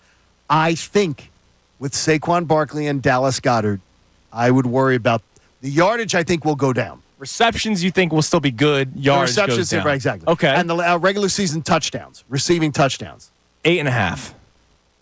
Oh, more than that. 10.5. Well, then 7.5's the number, Connor. Oh, really? So you're blowing through the overs on They him. don't use them in the red zone. See, they don't use them in the red zone. They haven't. That's why I only had 8.5. He can score from anywhere. I guarantee you that they will be in a much better position here. Okay, we go to Devontae Smith. Regular season receptions. Well, if AJ's at 90 and a half. 90 and a half. So 80 and a half. 82 That is correct, and a half. right on the number. Wow. I don't 80 even and a get to half. guess. But you'd bet the over on that, wouldn't you? I would. Yeah, I probably would. I'll bet the over on it. Regular season receiving yards. Here's one I'd be over all day long. So it's like 950. That means and a he's half? under 1,000 if you're saying that. 1,001.5 yard. If Yeah, he he's gets going to 1,001. go over 1,000 They got to yards. keep going. They got to keep going with the double 1,000 yards receiving. The touchdown 6.5 is the number I love the over for on Devontae. that. I like the over in that one because he does take deep shots with Devontae. The only under that I would bet. Well, no, I'd bet 2 unders. I would bet under on A.J. Brown. I would bet under on the yards. I think I'd maybe go under on the touchdowns. For A.J. Brown. Yeah, not saying it's going to be a bad year or He had anything. 7 last year, by the way. At 7.5's the number. Yeah. I just have a weird feeling that because I look studying that offense, Saquon is going to cash in, And Dallas Goedert. Well, I'm excited to see the There you Dallas go. Goedert props when So those there we come go. out. They'll be on there. That was just for wide receivers. Great job. Thanks, Jimmy. Thank you, Jimmy Shapiro. All right, it's 8:05. Time now for today's headlines with Connor Thomas. Today's headlines with Connor Thomas. What up, Connor? Good morning, boys. Well, I guess we've already been up for a little bit, but a lot going on here. We're hungry, though. We got some basketball-heavy stuff here in today's headlines. So last night, Team USA took on Team Canada. It's the first of showcase games for the U.S. Olympic team, and Joel Embiid made his United States Olympic debut. It didn't last very long. Take a listen to how his night ended. By the way, Embiid got another foul, if I'm not mistaken. Only 5 fouls allowed. He's Embiid out. has fouled out. And you know what? This is why Joel Embiid is the ultimate team player. Because he heard everyone saying, we don't want him tired from the Olympics. So he said, you know what? I'm I'll just playing foul 12 out. minutes and I'm fouling out. Yeah, it's going to be European basketball, FIBA basketball, Olympic basketball is a culture shock for some guys from the United States. Very different. They eventually win because they're better, but it is a major culture shock. That's why those guys like Luis Scola were always so good in the Olympics and the FIBA tournaments because they know. Leandro Barbosa was a guy, I think, Brazil, just nasty. So much better in FIBA play than in the NBA because he could get away with more things. I thought that was a Pirates of the Caribbean character. I also played in the NBA, man. So I love. This is why I love this style of basketball. And I know Team USA does nothing for you. Watch the other teams then, John. Like watch Spain versus Canada. Now that's something that does. You will watch intrigue me. aggressive okay. basketball. Whistles are swallowed, so that you won't. They're the constant complaining of fouls. You'll see it from Team USA. You won't see it from the other teams. Yes. All right. And Joel Embiid was caught also in that game saying, what, I can't be physical? Yep. After a pretty physical foul. So some adjustments need to come for the big man. Speaking of basketball that doesn't matter, Ricky Council Jr. is just, or Ricky Council Jr., Ricky Council the fourth. My apologies to 3 other Ricky Councils. He's turning the Summer League to his own personal and one mixtape. Trying to find a spot. Keontae George lost that ball. Council the bounce. And some Showtime buckets here on the Douglas Center floor. He's throwing alley-oops off a bounce pass to himself. I saw that. Like, now, is that worth the price of, not the price, but the timing price of tuning into Summer League? No. No. No? No. No. I put on the camera angles are just they're making me so are sick kind to of my stomach. horrible. It's really weird. I asked Bob about it yesterday. They don't put any investment into it. I watched when the Phillies game came to an end yesterday. I put on the Sixers Summer League game. And I watched for like 5 minutes, and McCain wasn't on the court. Bona was on the court, but he didn't do anything spectacular when I was watching. And I'm like, yeah, I'm looking for 2 guys here. Ricky Council, I know, is already on the team. I'm watching for Jared McCain and Adem Bona. And then after that, am I really watching for the rest of that roster? Like, I'm not. I think part of that's us having to be up early as well. West Coast games. We've already watched the Phillies. You got to be up at 4. Like, No. I was watching. I then changed the channel. Okay. I didn't so you just don't like hoops. No. Come on. I ended up watching. There was a. Forget. At this point, I was in my soon-to-be slumber. I was watching West Coast baseball. That actually mattered. You know, My fault, Seamhead. I don't know. I find it fun when I see guys just like get the opportunity to show off a little bit. And Ricky Council's clearly a league above some of these summer league players. That's why he's balling out. Like he doesn't need to be there, but he should be there. I'm glad that he is. All right, one last thing before we get to Andrew DiCecco. We have something that you guys asked earlier, one of our big topics, and I have something you're not going to really like. I want it to be clear, and let me just say it straight off the bat. There are 0 excuses for Jalen Hurts not to be successful this year. There are no excuses that should be offered for him. And I do not want to hear about, well, I've got another offensive coordinator and I've got to learn another system. Because factually, there is 0 case for anyone to make the case that this is a hard situation for Jalen Hurts to have to deal with. No excuses. None. There's one excuse. What? And it doesn't have to deal with Kellen Moore. But Kellen Moore isn't the only guy in this equation. And I know we look so much at his resume and his offense. There's still part of me that looks at Nick Sirianni and his role with this team and wonders if he can make it more difficult for these players. I don't think so. No, I he's think not. he's literally out of the room. He's in charge. Kellen Moore's in charge. Okay. Kellen Moore is in charge. Kellen Moore is not having Nick Sirianni screw this up. Kellen Moore's calling plays. They're not screwing this thing up. No. They are not screwing this thing up. All right, that's today's headlines with Connor Thomas. Great job, Connor. We'll be joined by Andrew DiCecco momentarily. Want to let you know about the Fanatic Deal of the Week, a great one. For just $25, you get $50. So basically, you get it's a good an deal. extra $25 to the Artillery Brewing in Drexel Hill and Westchester. John signs off on it as a Westchester man that you are. Experience the spirit of the American Revolution at Artillery Brewing, where history meets exceptional craft beer. Get this exclusive offer while supplies last at 975thefanatic.com. Check it out. Absolutely. Check it out. Now we're going to check in because it's a Thursday. It's a check-in. Joining us on the Comcast Business Hotline. Every day in business is a big day. Let Comcast Business help you move forward with what's next. From Inside the Birds and also here at 97.5 The Fanatic, Andrew DiCecco joins us. Andrew, what's up, man? Good morning. Hey, good morning, guys. A belated welcome back to you, too, Andrew. The band's back together. The band is back together. Thank you for helping out John and Connor while I was gone. Not that they needed it. They would have done a tremendous job, but it was good to have you in, so thank you for doing that. And I've loved some of the clips that have been playing around the station of yours, whether it's been with John and Connor last week or the inside, or your guys' show at night at 6 o'clock with Bill Colarulo. You're talking a lot about Chauncey Gardner-Johnson and how much of an impact this guy can make for this defense. Who are some of the other players on defense that we really need to look at to be catalysts of the defense? Because I think we still have some concerns about the defensive side of the ball.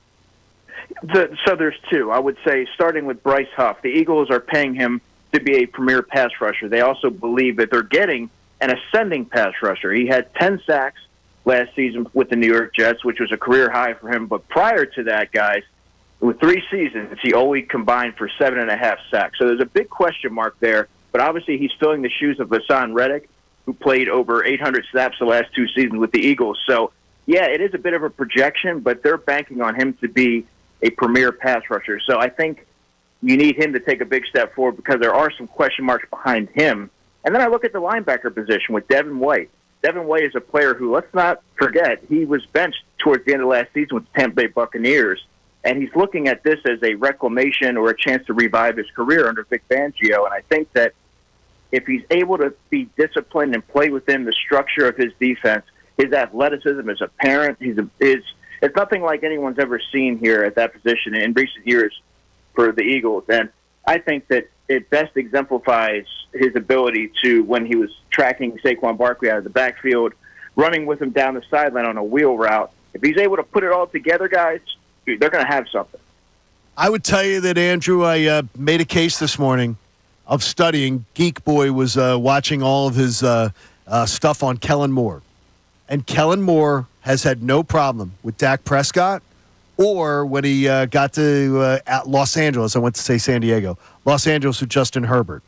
They both hit the ground running, and Dak Prescott was in his 4th season as a starter. He'd had 3 complete seasons just like Jalen Hurts.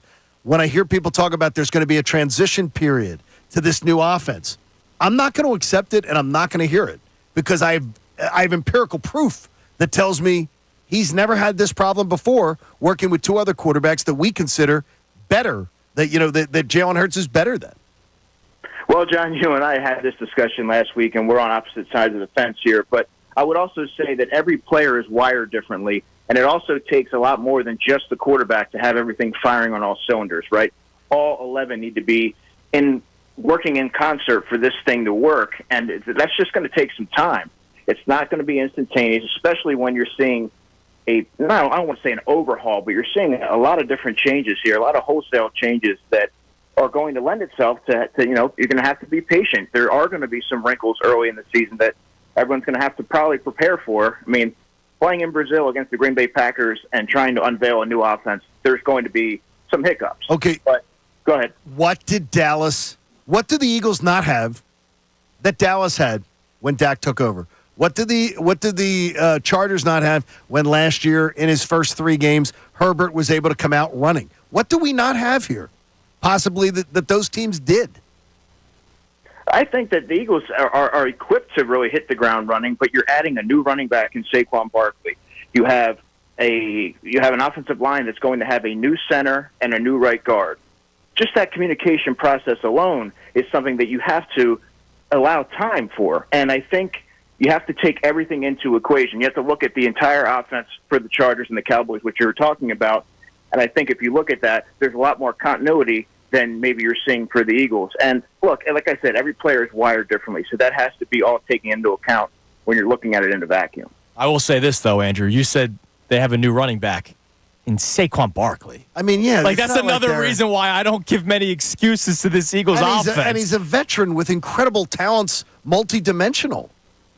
Right, but when you have an offense with this many playmakers, you're going to have a lot more of a revamped look. You're going to be looking to do a lot more complex, different things, and the route concepts are going to be a lot different. So a lot of it's going to be thrown at Jalen Hurts, and I think that you have to give time for him to be able to dissect and execute Kellen Moore's vision. We're speaking to Andrew DiCecco on the Comcast Business Hotline. We're getting closer to start of camp. 2 weeks from today, right? 14 days, so 2 weeks till the start of training camp. And we'll ask you more about this as we get closer and closer. We'll probably have you back in studio. But I want to know, Andrew, what's going to be one of the biggest storylines that you will be following during training camp, whether it's a position battle or it's the Sirianni-Hurts dynamic? What's the biggest storyline that you'll be paying attention to? Well, the Eagles have always been able to hang their hat on the offensive line. So for me, the first thing I'm looking at is that right guard battle. Obviously, Tyler Steen is the front runner. The Eagles would love nothing more than for him to win that job. But he's also going to be pushed, perhaps, by Mekhi Becton, the former tackle of the New York Jets, who was a former first-round pick. He looked a little natural. He looked kind of comfortable when he was experimenting at guard during the spring, but it's a lot different when you're kind of putting the pads on and going at it during the summer. So I think that might be an interesting thing to watch. And then the defensive backfield. The Eagles have a vacancy at the starting position opposite Darius Slay. Will it be Quinyon Mitchell who steps up, the rookie first-round pick from Toledo, or will it be someone like an Isaiah Rodgers or Keely Ringo who were spring standouts?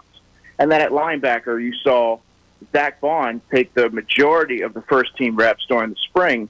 Was that foreshadowing something that's going to be a prevalent storyline this summer, or was that something that, okay, Nakobe Dean's healthy now, it's going to be his show? So those are three storylines that I'll be keeping an eye on. I read an interesting piece from Reuben Frank, who does a great job, talking about sort of the fascination is what's going on right now with Nakobe Dean.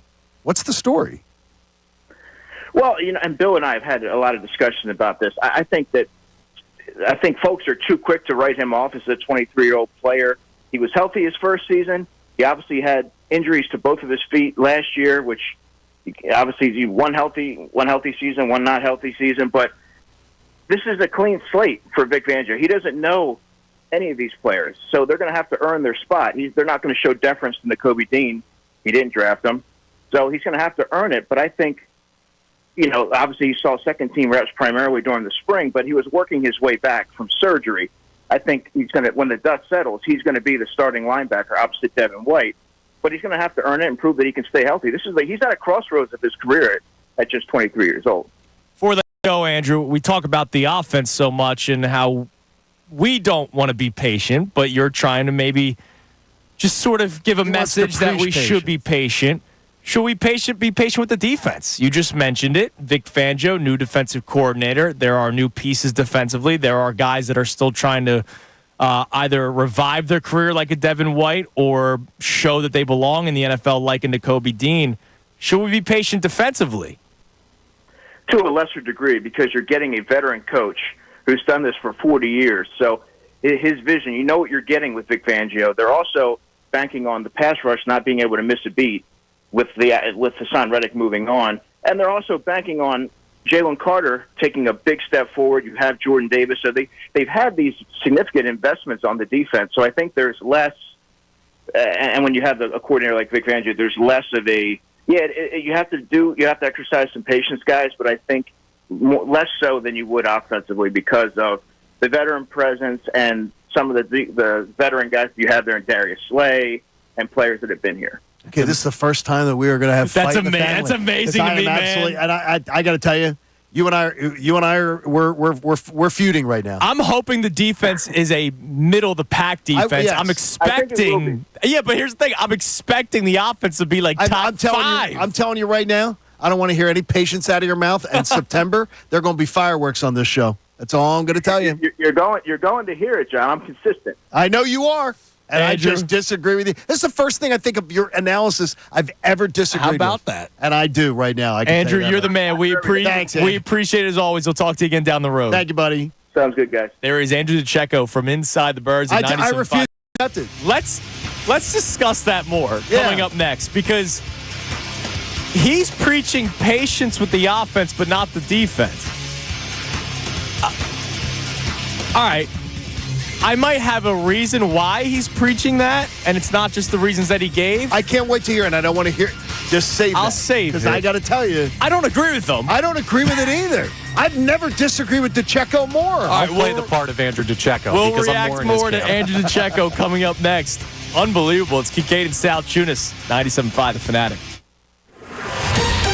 Fanatic Sports Update.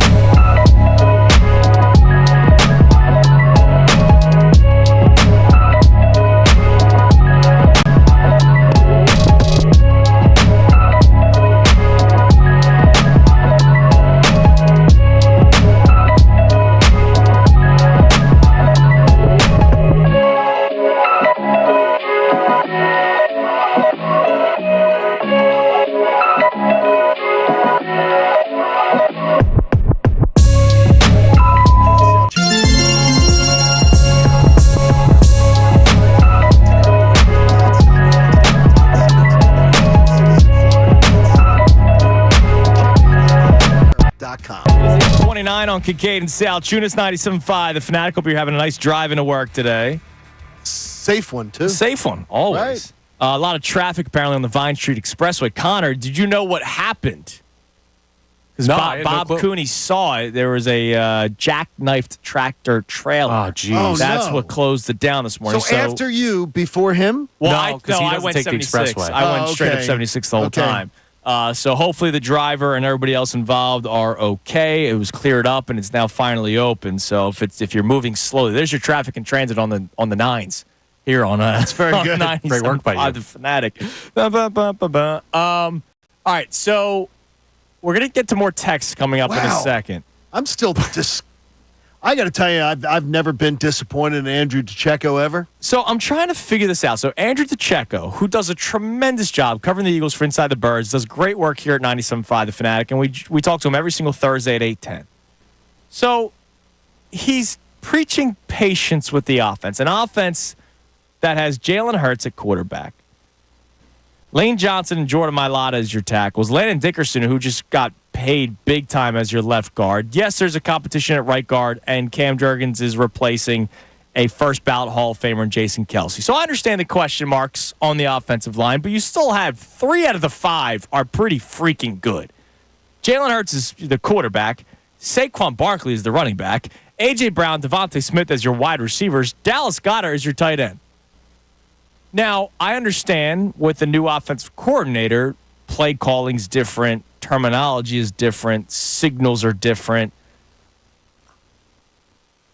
I'm sorry. I'm telling you, I'm not crying over these things. I'm so disappointed in just in the idea that someone whose football knowledge I respect so much as Andrew, he looks at this and says, yeah, this is going to take some time, or we have to be patient with it. I completely disagree, and I've looked at it from 2 other quarterbacks who I consider Hurts better than, and they didn't need time.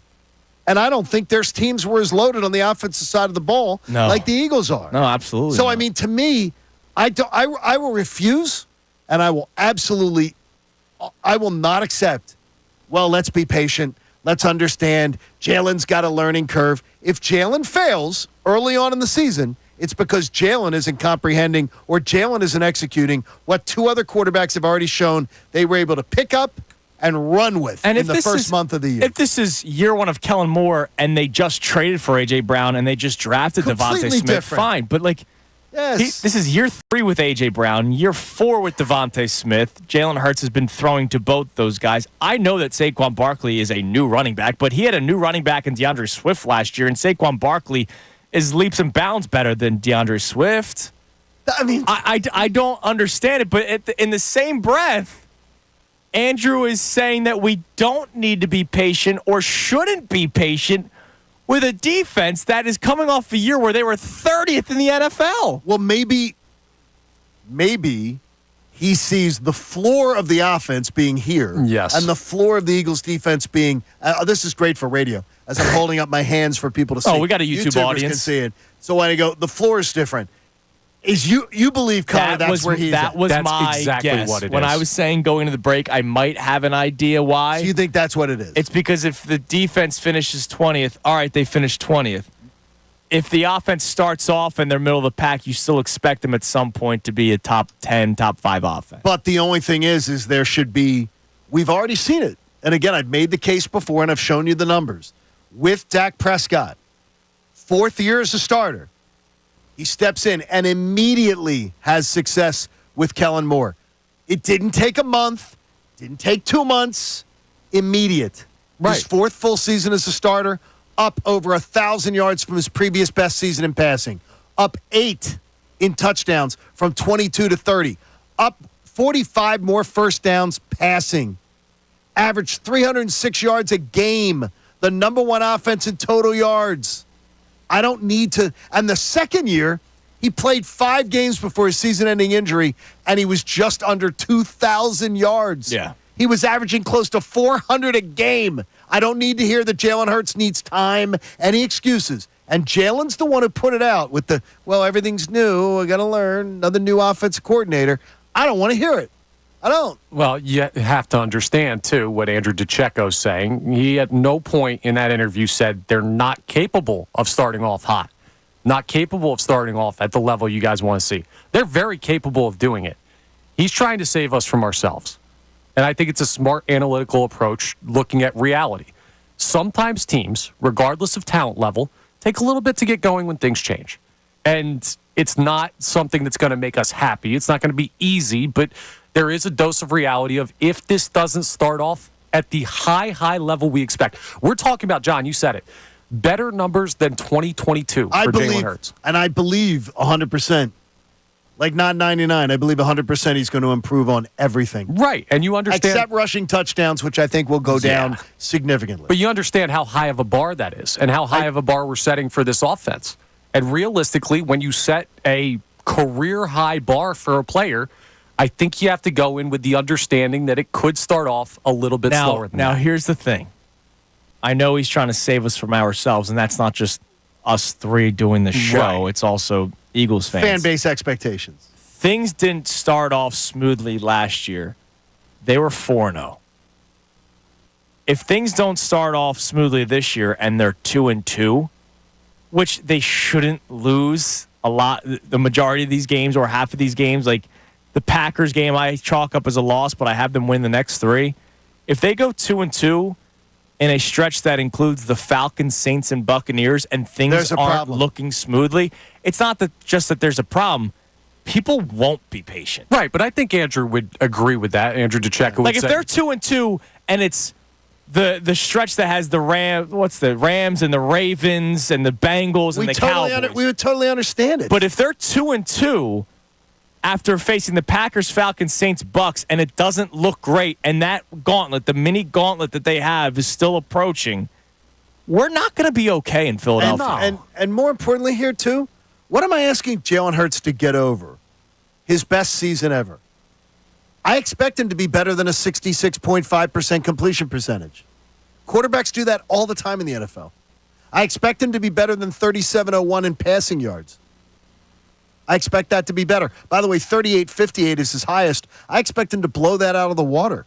22 passing touchdowns. His best ever is 23. That's the 22 numbers, which was an MVP type thing. I expect the rushing touchdowns to go down because they're not going to need it. Yeah, they don't have to. Because you have and also, too, remember this. Kellen Moore, the best in his tenure, his 5 seasons calling plays. No offensive coordinator is better at getting wide receivers in space.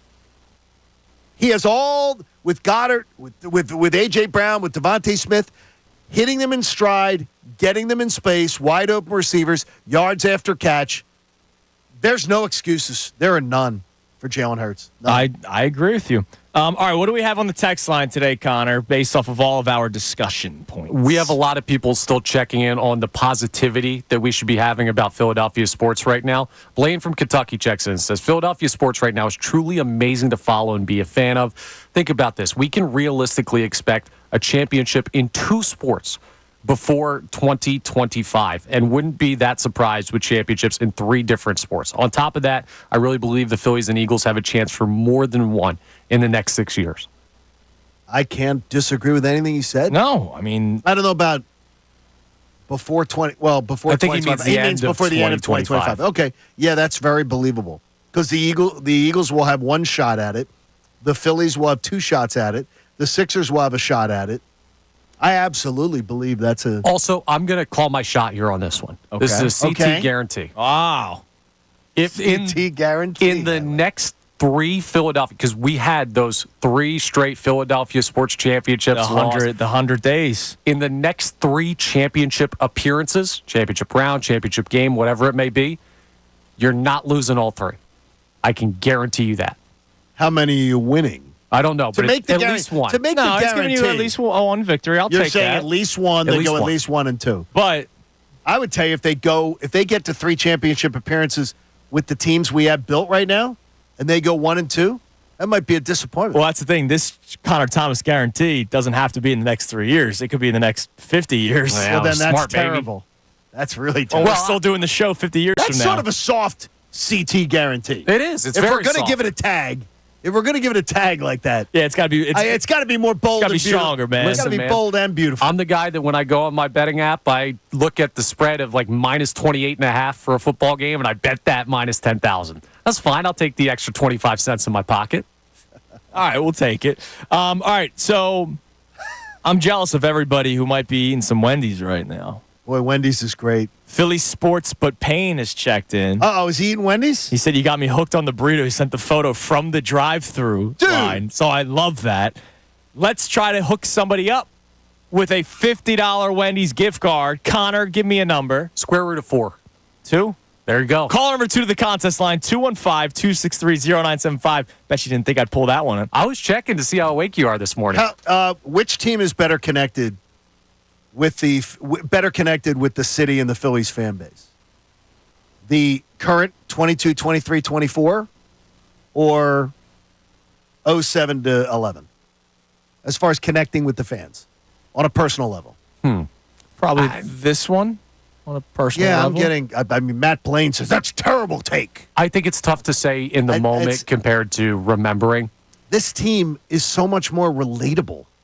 And it's like, there's another one too. I got another people going, that's crazy. It's a crazy take. Can I finish the Wendy's read? Yeah.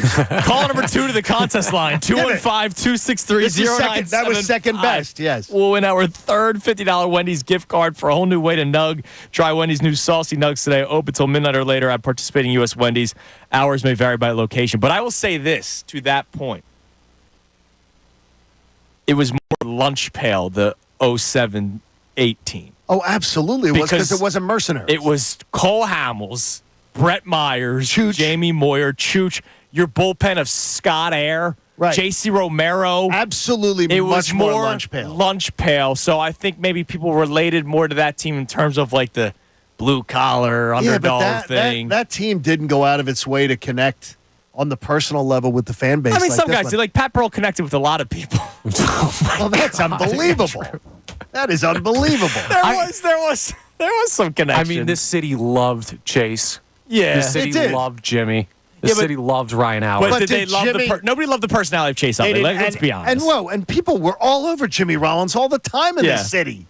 They were all over him. It was almost like a Mike Schmidt redo it kind of was. this extremely talented player constantly being critiqued. If you critique this Phillies team, fans are like clutching their pearls. They're, oh my gosh, don't talk about our Phillies. They're great. Bryce Harper chose us. We love him. He does no wrong. I mean, seriously, it's completely different. He does, but it's completely different. This team compared to those teams. All right, we continue the discussion. We get more of your reaction. You can text in. You can call in 610-632-0975. I can't believe Andrew DiCecco is trying us to be patient, man. I don't know. With the offense, but not with the team. It shocks me But not because with it the seemed like an defense. upside-down world. It's unbelievable. We continue the discussion. You know what? I want to play something for you coming up next. You keep on mentioning Kellen Moore's offense and how tight ends get in the space and get some, more opportunities. Dallas Goedert, a guy that we all love in this city, but still think there's more to come for Dallas Goedert. Adam Schefter talked about that yesterday. You'll hear that coming up next. It's Kincade Salciunas, 97.5 The Fanatic. Bob Cooney. You now have someone in Nick Nurse.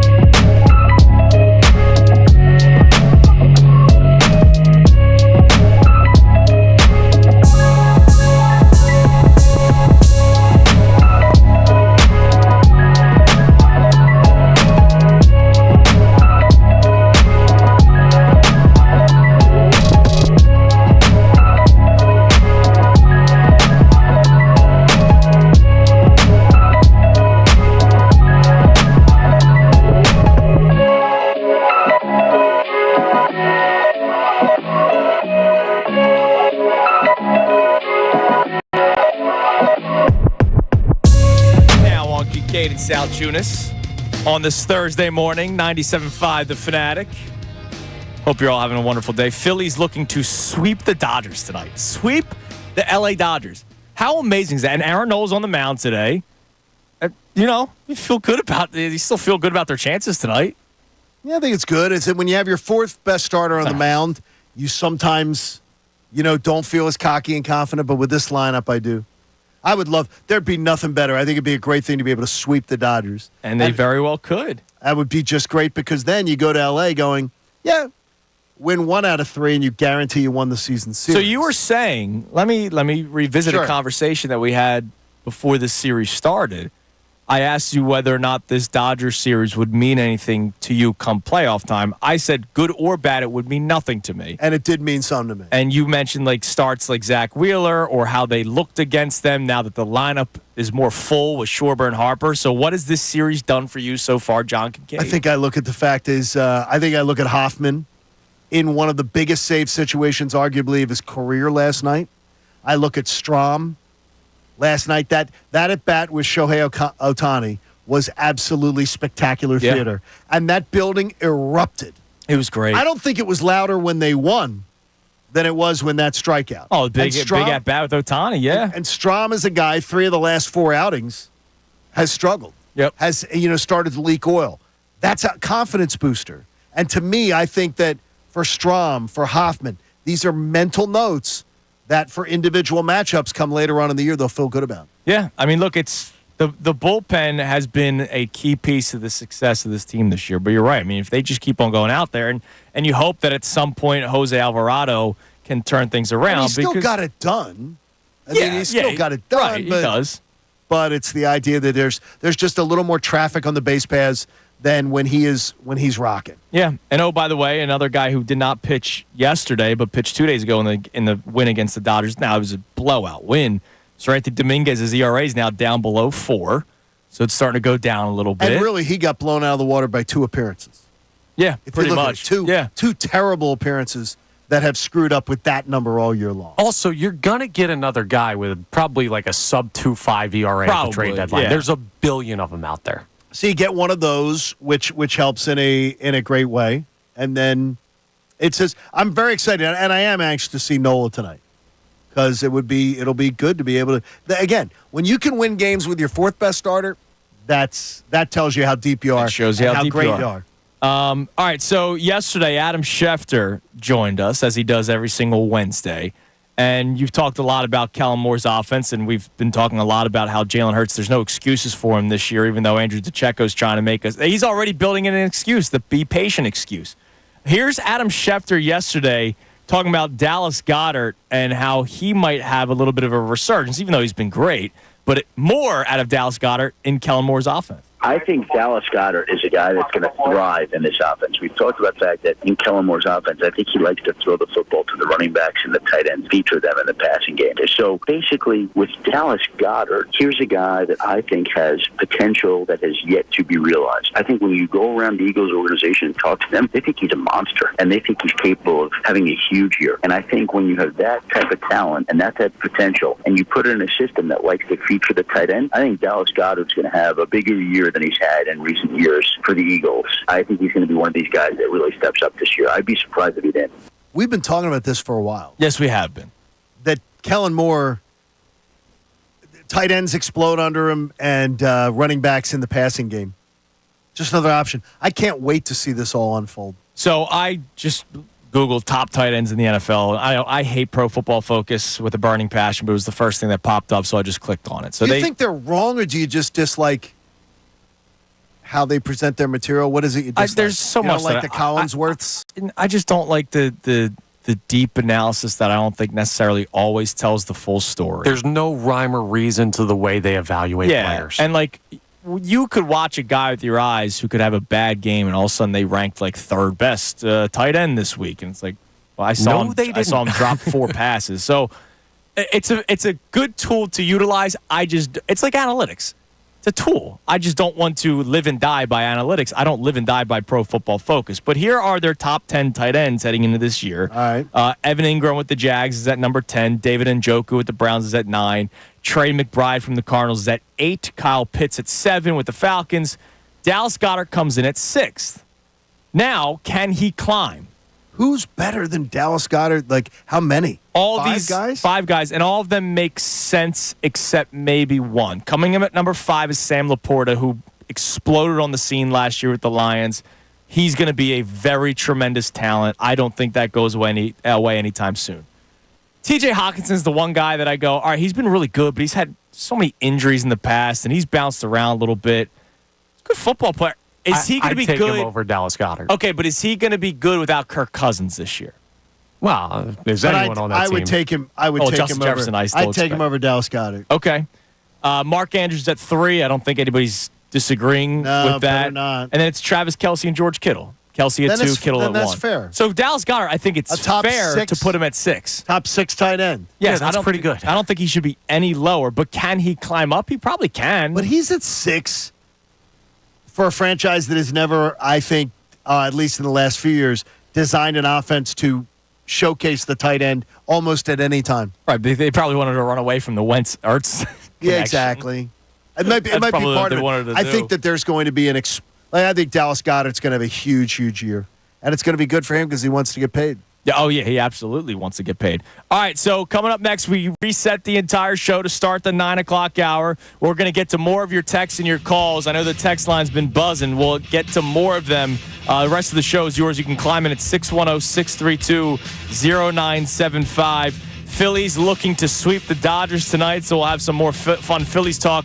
Again, today's topic has been surrounding positivity.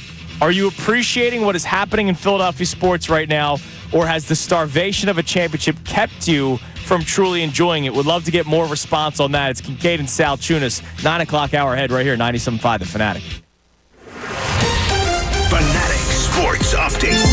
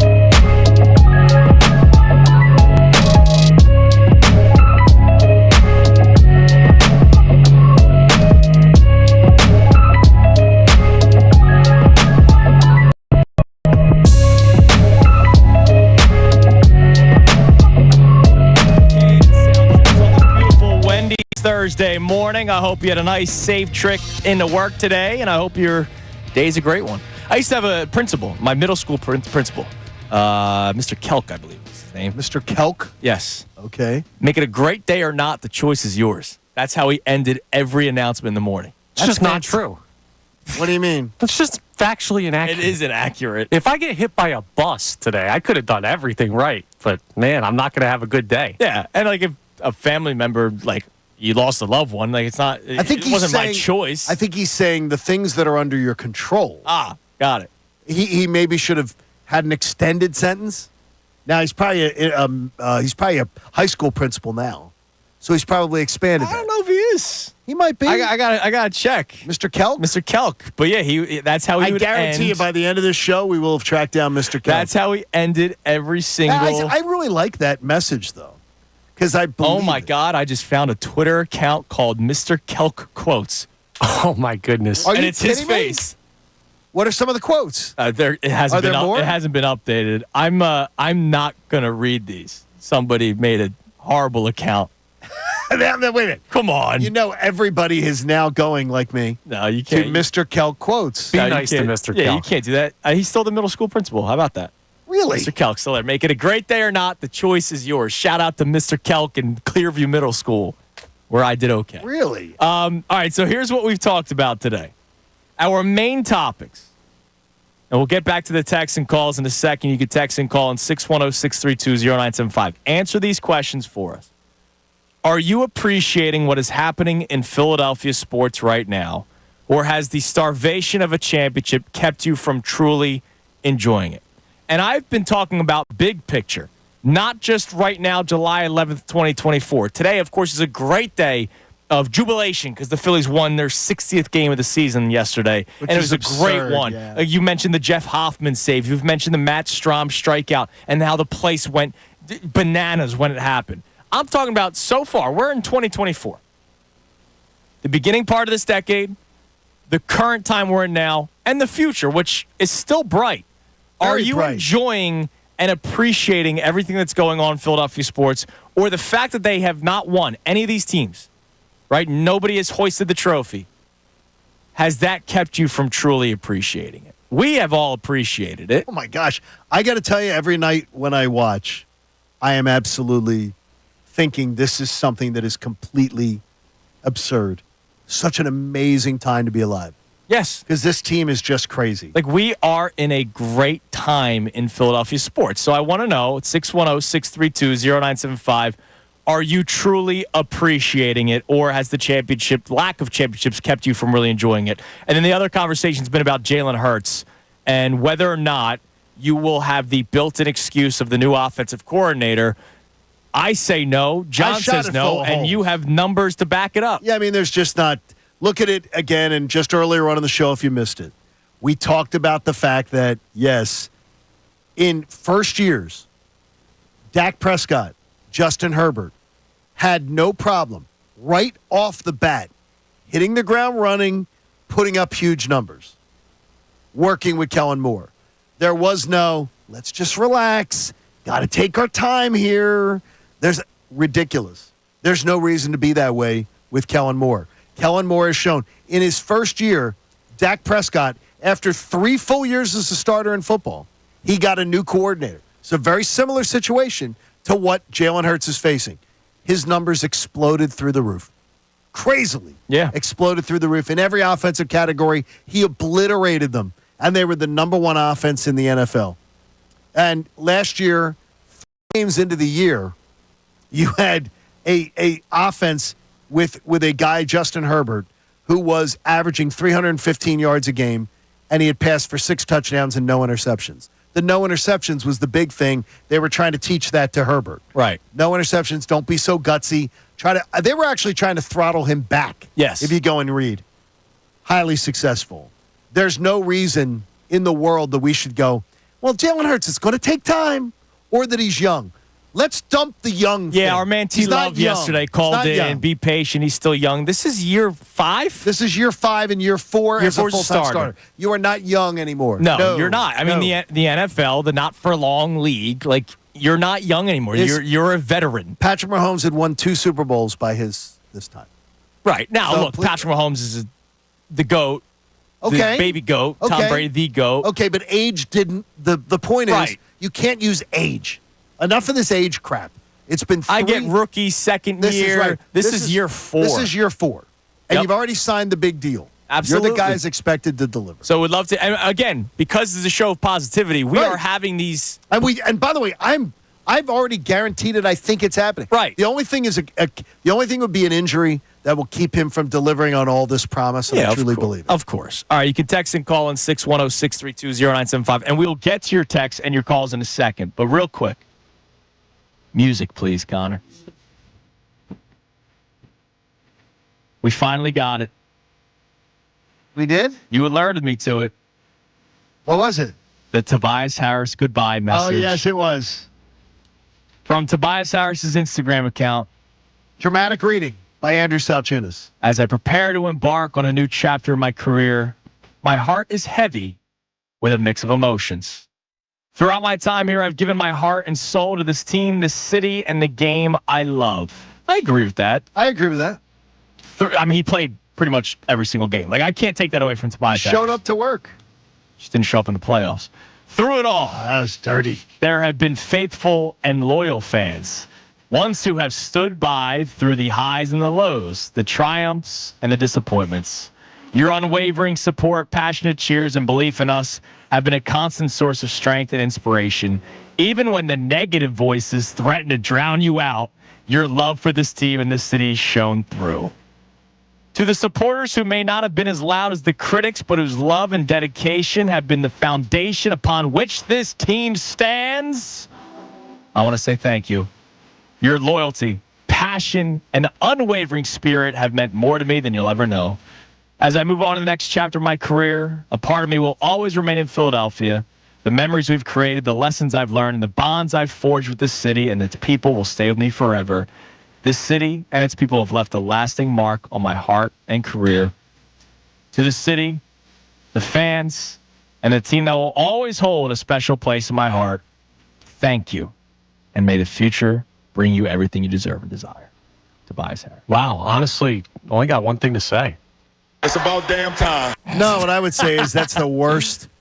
That's the worst thank you goodbye I've heard. How do you rank? I mean, No, that's the worst. No, it's you know how I rank. can't You know be- how I come rank. on. Yes. That's the worst thank you goodbye I've ever read. All right, I've ever heard. I explain purposely, why. by the way, after Austin Crow, I saw him last night that he put it up. yes. I said also the goodbye, love letter to Andrew Salciunas. Yes. And I was mocking it.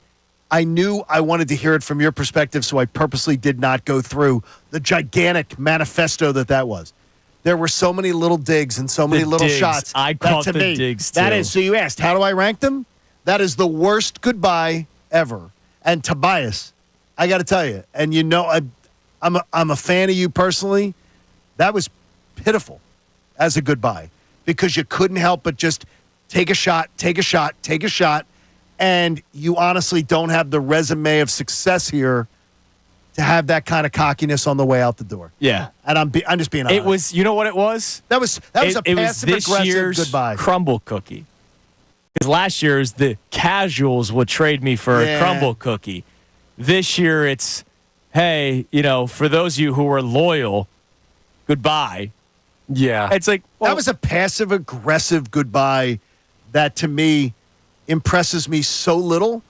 I'm shocked that Tobias Harris put his name by down. the way, we were all loyal. That's why we watched every single night. The reason why we were so critical is because of how That Knicks series didn't show a ton of when our stadium. that doesn't mean they didn't watch the Sixers on TV. Well, watching is fine. We're never going to agree on accepting that our home court gets taken over like that by an opposing fan That was base. horrible. That was pitiful. Okay. No, that wasn't horrible. That was pitiful, embarrassing. They also ridiculous. paid more money, those Knicks fans, because it cost less going to a game at the Wells Fargo Center than at Madison Square Why were Garden. the tickets available? Because people were trying to make a profit. Because as Connor has said, they've seen it happen So over they and over weren't and over being again. loyal as fans. They were just being profiteers. Most Sixers fans who aren't trying to make money are loyal. Yes, the Sixers fans who aren't, but we're talking about multiple thousands. Yeah, We're talking about It was bad. It was terrible. Sixers fans are loyal. It was terrible. Yeah, we would multiple thousands out of millions on millions. People watch the process. we would games, all right? mock we would mock any city. Absolutely. that in the playoffs got taken over. And we like did. that. We And pointed did. it out. We had And conversations on it. That doesn't mean the Sixers fans aren't loyal. You don't think the players noticed that, though? I'm sure some Believe me, players some did. of that in their heads, they're going, that sucked. I'm sure. I guarantee Joel every Embiid one straight of up them. said it. Yes, he said it sucked. and I agreed with him. And it did. It I'm not sucked. disagreeing with you, but to call Sixers fans not loyal because of it. I didn't call Sixers fans disloyal. Again, you're making a false argument. The people who sold their tickets, who have season tickets, who sold their tickets to Knicks fans, yes, they weren't being loyal. That's not loyal. Right. That's profiteering. Right. But a small percentage of the fan base tried to make a profit and were not loyal to the team. It wasn't a small percentage of our home court. John, it's a couple thousand fans out of millions of Sixers No, fans? but Connor, we're talking about this. Again, you're making an argument I'm not making. Yeah, but I'm making the exact stadium argument argument. you're I making. was saying before you even went into the whole playoff thing, you made your sound. This is where they pay because the players on the team called it out. They said it. Right. They talked about it. Okay, but all So they're I'm trying not to say looking is at it as loyal. him saying loyal fans weren't critical. No, loyal fans are critical because we watch every single night. We have seen where Tobias Harris himself has come up small, whether you're in the Wells Fargo Center or sitting in the confines of the Kincade. I took him apart for his message. Yes. I thought it was pitiful. But I absolutely understand the Sixers players, like Joel Embiid and others, that were appalled that their home stadium got taken over by Knicks fans. I think we all agree with that.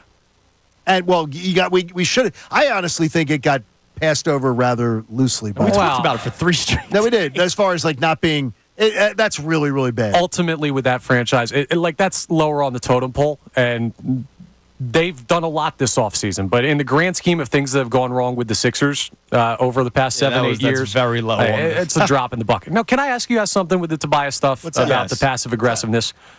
Do you blame him? Yes.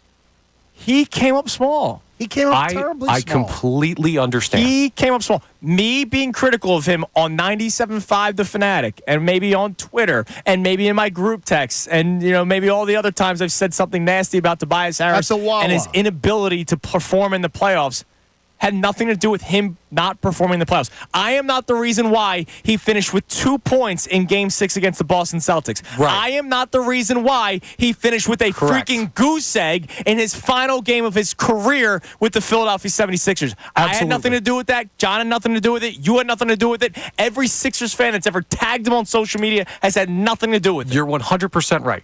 Did he address that letter to anyone individually? Did he address it to 97.5 or to Andrew Salciunas or John Kincade? No, he just passive-aggressively put it out there. Imagine the hate that dude has gotten from psychotic people. You know what you put in your post? I'm sorry we didn't get the job done. That's all you say. I still believe in Joe, blah, blah, blah, blah, blah. He's going to the Pistons. It's not like he's going to a team that's going to win. He's got Cade Cunningham, who got paid for being injured, and he's got Paul Reed is following him. Like, that team's going to win nothing with him. Right. I understand. I'm just saying, like, outside of the rational part of this fan base, that guy's social media has probably been a cesspool more than he deserves. He didn't understand. He doesn't understand, and it still is clear to me. He doesn't understand where our frustration and critique comes from. 2 years ago when he did the crumble cookie thing, right? People would trade me for a crumble cookie. I think everybody was actually speaking from an educated perspective that he did not fit with the teams that were here. I don't think anyone thinks he's a look, there's probably somebody that goes, Tobias Harris stinks. I think Tobias Harris is a good basketball player. Yeah. Like, he is a good. There is a reason why he got a max contract. If he didn't get it here, he probably would have gotten somewhere. He is a good basketball player. He's a good basketball player. He never fit with any of these teams in Philadelphia. And so I wanted to move on from him for guys that could space the floor, for guys that could shoot. However, he took that from Sixers fans as well as they want to trade me for a cookie. And we agree on the crumble cookie thing. Like, I think that was a dumb comment. So he's from him. always passive-aggressive. Well, This is a history with him, Connor. He doesn't learn. He didn't learn from the crumble cookie I'm just stuff. saying part of what he's talking about when you leave a city that you've been in for so long, some of that is more than just basketball, the emotions you put into a letter like that. And I think outside of basketball, Tobias Harris probably had a really, really tough time the past couple years in the city. Some of it warranted, like what we talk about on these airwaves. Like his father running his mouth. Well, that neither here Like nor Tobias there. running his mouth. Well, no, but so his father, understand. the assassin scorer? Yeah. I mean, stuff. Again, I'm not talking about his ability on the court.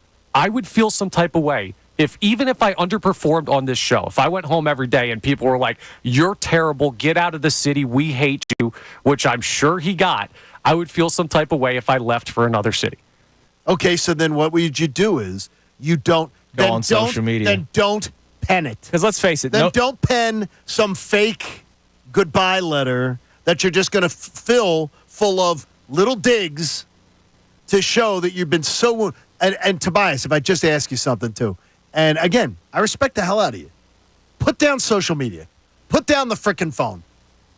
Enough worrying about that you're being trolled. If you're filling your brain, polluting it with people who are so miserable that they're like, I'm going to send him hate-filled messages. I'm going to call him names. I'm going to I'm holding my phone. Tobias doesn't even know me, but I'm going to wound him. If you allow those people to wound you, that's a you problem. Doesn't every single person on the planet do that? No, you don't. No, I don't. And I don't. Come on, John. No. We all do that. We all do. No, Connor. Every once in a while, Connor, you could have the best show of your life, and then you see one person be critical. Then you just think that's the troll. Don't give them the time. Well, some people are bothered by it more. No, but he said everybody does. No, you don't. In some capacity, every person does. Deep down, I will never be convinced that every single person doesn't see some negative criticism and let it affect them in some way. Some more than others.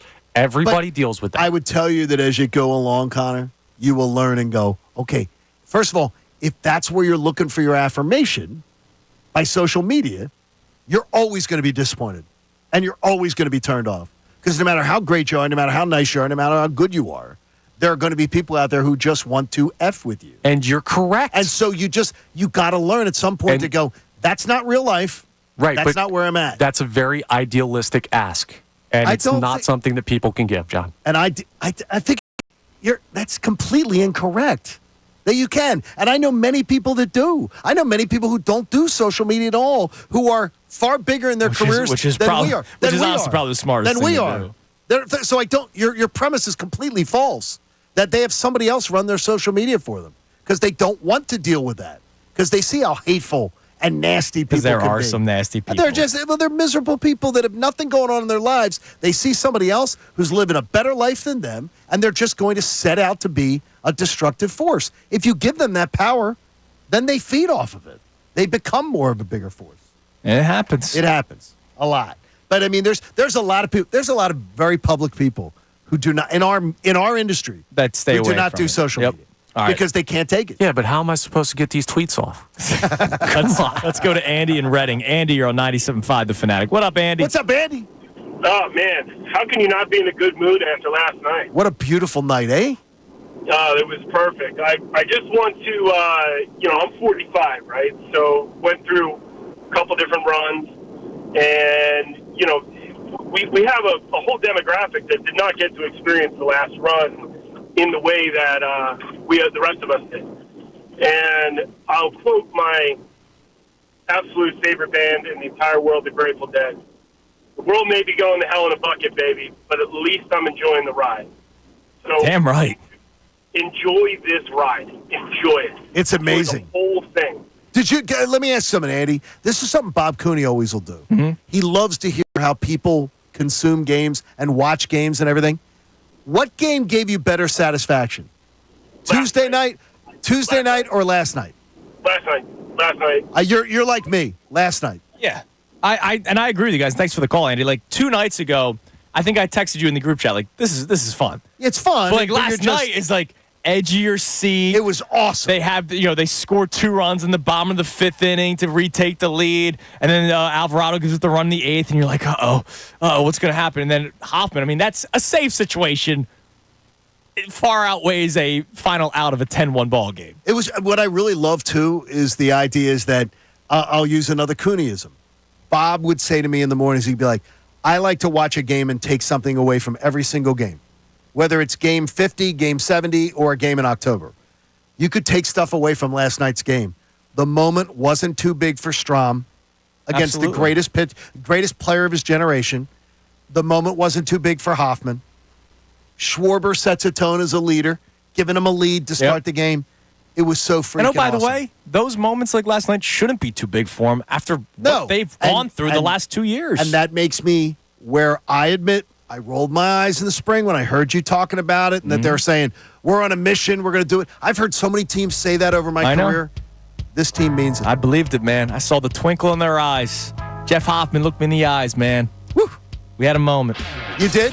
All right, coming up next. Pitcher to pitcher? Yeah, of course, man. Just two, ball player to ball player? Just two right-handed arms, that could come out and get the job done.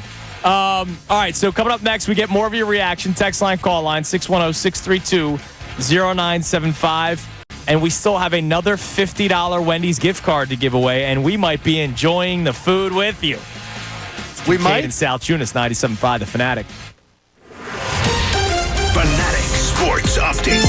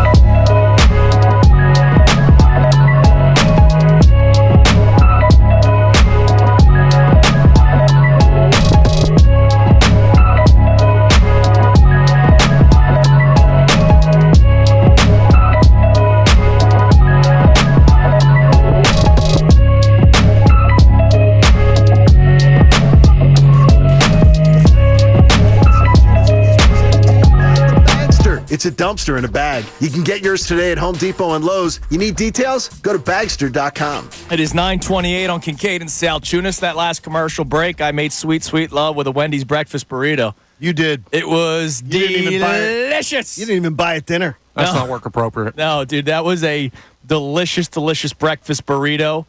And I love that I'm able to give away on Thursdays 4 $50 Wendy's gift cards. We've given away not one, not two, but three. But that means we have one more remaining. I think I ate that burrito in about 9 seconds. That was delicious. So caller number 9 to the contest line, 215-263-0975. Caller number 9 will win our fourth and final $50 Wendy's gift card for this week. Of course, Wendy's, for a whole new way to nug. Try Wendy's new saucy nugs today, open till midnight or later at participating U.S. Wendy's. Hours may vary by location. It's sort of a brilliant idea, the saucy nugs, by the way, because I've been noticing the commercials on television. Mm-hmm. I always thought, like, I'm not a chicken nuggets person, so I don't tend to eat that. I'm a big nugs man. You like it. The idea that you'd have to open up those little plastic containers and dip and stuff was just, I always wonder, why not just have them already sauced? That's fantastic. Or you could double sauce. We could double sauce. And you know me. Well, you're dipping twice? I'm the big dipper. You are the condiment king. I'm the condiment king, the big dipper. I would 100% double sauce. You got to be careful, though. Too much, you get lost in the sauce. Nope. You don't want to get lost in the sauce. No, I'll get lost. By the way, in Front Royal, where I'm going this weekend, the canoe capital of America. Congratulations on their success. But it also says there's this town next to it that's known as one of the condiment kings. Dude. So if I see anything, I might FaceTime you and go, hey, what do you see? Give me the most random thing you find. I'm serious. Most random thing you find. I'll eat it. Oh, my God, dude. I'm a garbage disposal. I will eat absolutely anything. All right. Let's continue our conversations today. Are you truly appreciating what is happening in Philadelphia sports right now, or has the starvation of a championship kept you from truly enjoying it? We'll get to the calls in a second. What do we have on the text line about this today, Connor? You can text the show. Same number, 610-632-0975. We actually have something on the tweet line real quick. I think this is a really good point to wrap up that 2008 Phillies team and this current team. So Pat Schultz on Twitter checks in and says, gotta say, this current team, social media alone allows the fans a deeper look into these guys as actual people. That's just a lot more cool, showing the personalities on this team. Okay, let me ask you something. Great point. I think social media, I'm going to make the case that I think social media would have made you like the 2008 team less. I think Jimmy got in trouble with his mouthing off. He's even admitted it. Multiple times he's admitted that he talked too much. But I think Jimmy would have found himself in hot water a few times. I'll say this, though, John. Social media is not just necessarily Jimmy Rollins' personal account. One of the things that the Phillies do that I love that you only see on social media, during the game, if you go to the game, they do like the, hey, name as many rappers as you exactly, can. Right. The little mic stuff that they do is hilarious. And you didn't get that back then unless you watched Phillies Clubhouse during a rain delay. Like now you get it almost every single day through the Phillies Twitter account. You didn't have Jason Worth saying stay loose and sexy out there in a mid-game interview because they didn't do it. Right. That's good, very much good points. I would tell you, covering that team as far as, back in the day whenever they'd come through, getting a chance to be in there, I think this team is so much more likable. Just likable. There's an energy about them. You absolutely could be right. And loose. Yeah. It's not possible to compare because we don't have it. I could tell you louder, this group. But you know what? I've said this a couple of times. You go back 2 years before they made the playoffs, this team was not likable. They weren't. They weren't. No. People did not. They weren't. People did not like JT Realmuto. No. With the whole Canada thing. And look, I was critical of him, not because he didn't get vaccination, when he said, it's just like two paychecks. When his paychecks are more than we make in a year for 2 games. People weren't, I think people liked Rhys Hoskins, but the hot and cold streaks, people didn't necessarily love him as a baseball player. No questions asked. Bryce Harper had yet gotten into the playoffs, so people were bummed out, and he was hurt, so he's always hurt. This team was not lovable 2 years ago until they made the playoffs. Bro, Kyle Schwarber was playing left. People wanted him out of the city. You're right. They weren't a lovable team in September. of 2022. And then they made the playoffs. And then the run and it all happened. came together. And then they started loving him because Jimmy Rollins was always right. Just win, baby. Win. Jimmy Rollins was always right. The whole front runner thing. And that's not a Philadelphia thing. That's any city you're life. in. Like, why would you put yourself through pain if you don't need to? This city shows like the Philly fans are showing right now. Absolutely. Give a product that they connect with, that they love, and you're not going to be able to get a ticket. You saw that ballpark last night. It's not just it's night after night. This weekend against Oakland will be packed. I'm going to see where the Phillies rank. They're third in attendance this year, averaging over almost 41,000 a night, 40,920. And it's getting bigger and bigger. Oh, it's only going to increase because now that school's out, you're going to have more sellouts during the week. So the Phillies are third behind the Yankees, no surprise, and the Dodgers number one. A, because it's the LA Dodgers. B, because they have Ohtani now, so that obviously is going to add to people going there. But the Phillies are third in attendance this year, which is amazing. Let's go to Rick in Easton. What up, Rick? Hi, Rick. Great topic. Good stuff, guys. I'm 66. I've seen all 7 rings since 1967, and I still have an appreciation for what's happening. And, one of the reasons why this team the last couple of years is so lovable is we never years ago had post-game interviews where they're throwing water and seeds on each other. It's like after a softball game when you're in your 40s and 50s, and people relate to that. It's great psychology if you think about it. Yeah, I think that's a great point to make, Rick. I mean, and I said this earlier in the show. If you missed it, I think baseball has also allowed that to come out more because they've gotten remember, better at it. It was so serious. Like, God forbid you showed any bit of emotion. If you hit a walk-off home run, you're getting plunked the next day. Whereas I think players themselves are like, all right, it is what it is. They're having fun. And I think that also allows this group of guys who seem to be partiers, right? We all know that Garrett Stubbs is like a fun guy to be around despite what you think about him as a backup catcher. Like, the ability to now show your personality in baseball when it used to be so not allowed, I think that's also increased our enjoyment of this group of people. Marsh and Bohm live together, guys. Right. Hello? Can you imagine what it's like sometimes when they're home alone? But anyway, so I hear this Aiden Miller thing. I got some homework for you guys to do because I've heard from some of my sources around the Pigs, Iron Pig, and the Phillies, what the long-term plan might be. And I don't know if you heard this or not, because I would love to see them try to get Bellinger, which might not happen. Well, he got injured. He got injured last night. Oh, yeah, that's going to might not be happening. But I want you guys to try to find out if there's truth to this. So Aiden Miller is supposed to be the next Michael Schmidt. Supposed to be. We know it's a long way off. And I always wondered, where is there a fit for Miller if we have a 27-year-old third baseman all-star, we have a shortstop who we put $300 million into, and we got a second baseman who is 27 who has a great upside. Where's he going to fit? This is easy. Yeah, it's easy. Thanks for the call, Rick. This is easy, Rick. First of all, Aiden Miller is a better third baseman today than Malik Bohm is. Yes. So defensively, if you worry about that, he's a better defensive player. Bryce Harper will be the eventual DH of this team, and Alec Bohm will be the first baseman. Yeah. He's not. I keep hearing this Aiden Miller's block stuff. He's not blocked. He's going to be. First of all, he's not expected to be here for 2 more years. Right. So, he's a kid. He's a little kid. Now let me ask you something. Yes. Let me ask you something. I'm putting the tin foil cap on. Okay. Conspiracy time. This whole Aiden Miller is the next Mike Schmidt came out a few weeks ago, right? Logan O'Hoppe was an untouchable prospect a few weeks before the MLB trade deadline. I know where you're going. Upping the value internally. But it's not the Mike Schmidt stuff's not coming from inside the Phillies. It's coming from baseball prospectus people. It's coming from scouts. It's coming from the scouting services. Okay. It's not something that the Phillies are putting out. I guarantee you Dave Dombrowski's never said anything like this on record. Okay.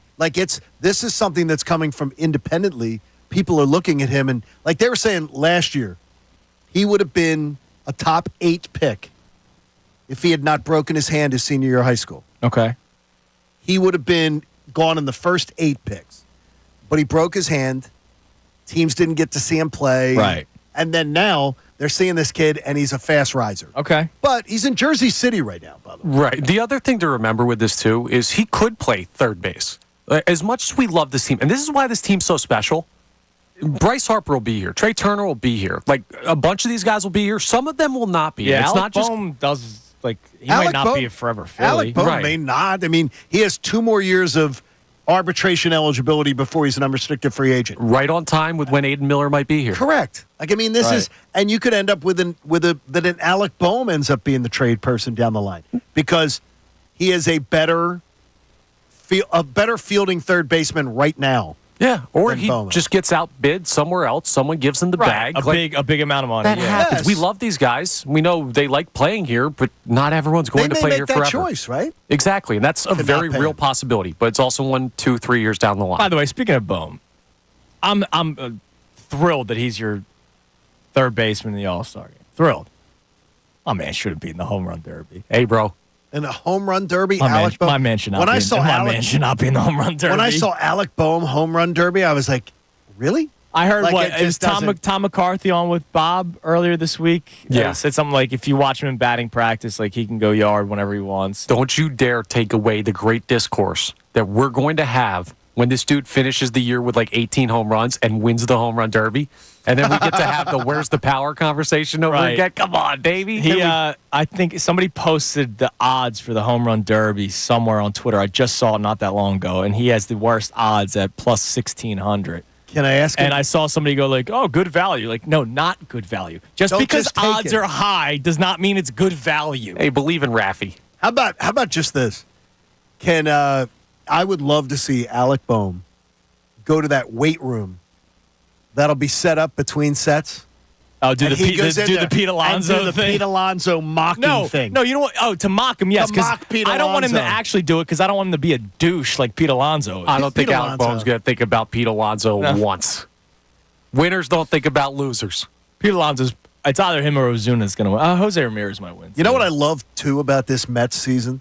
And there's always something fun to watch. They're a 500 club, so they're not going to accelerate their rebuild, which they should be doing, because they're going to say, we're only 2 games out of the wild card. Oh, yeah. They're gonna pass. There's a lot of teams. Kind of, but baseball's a little different. They're going to pass.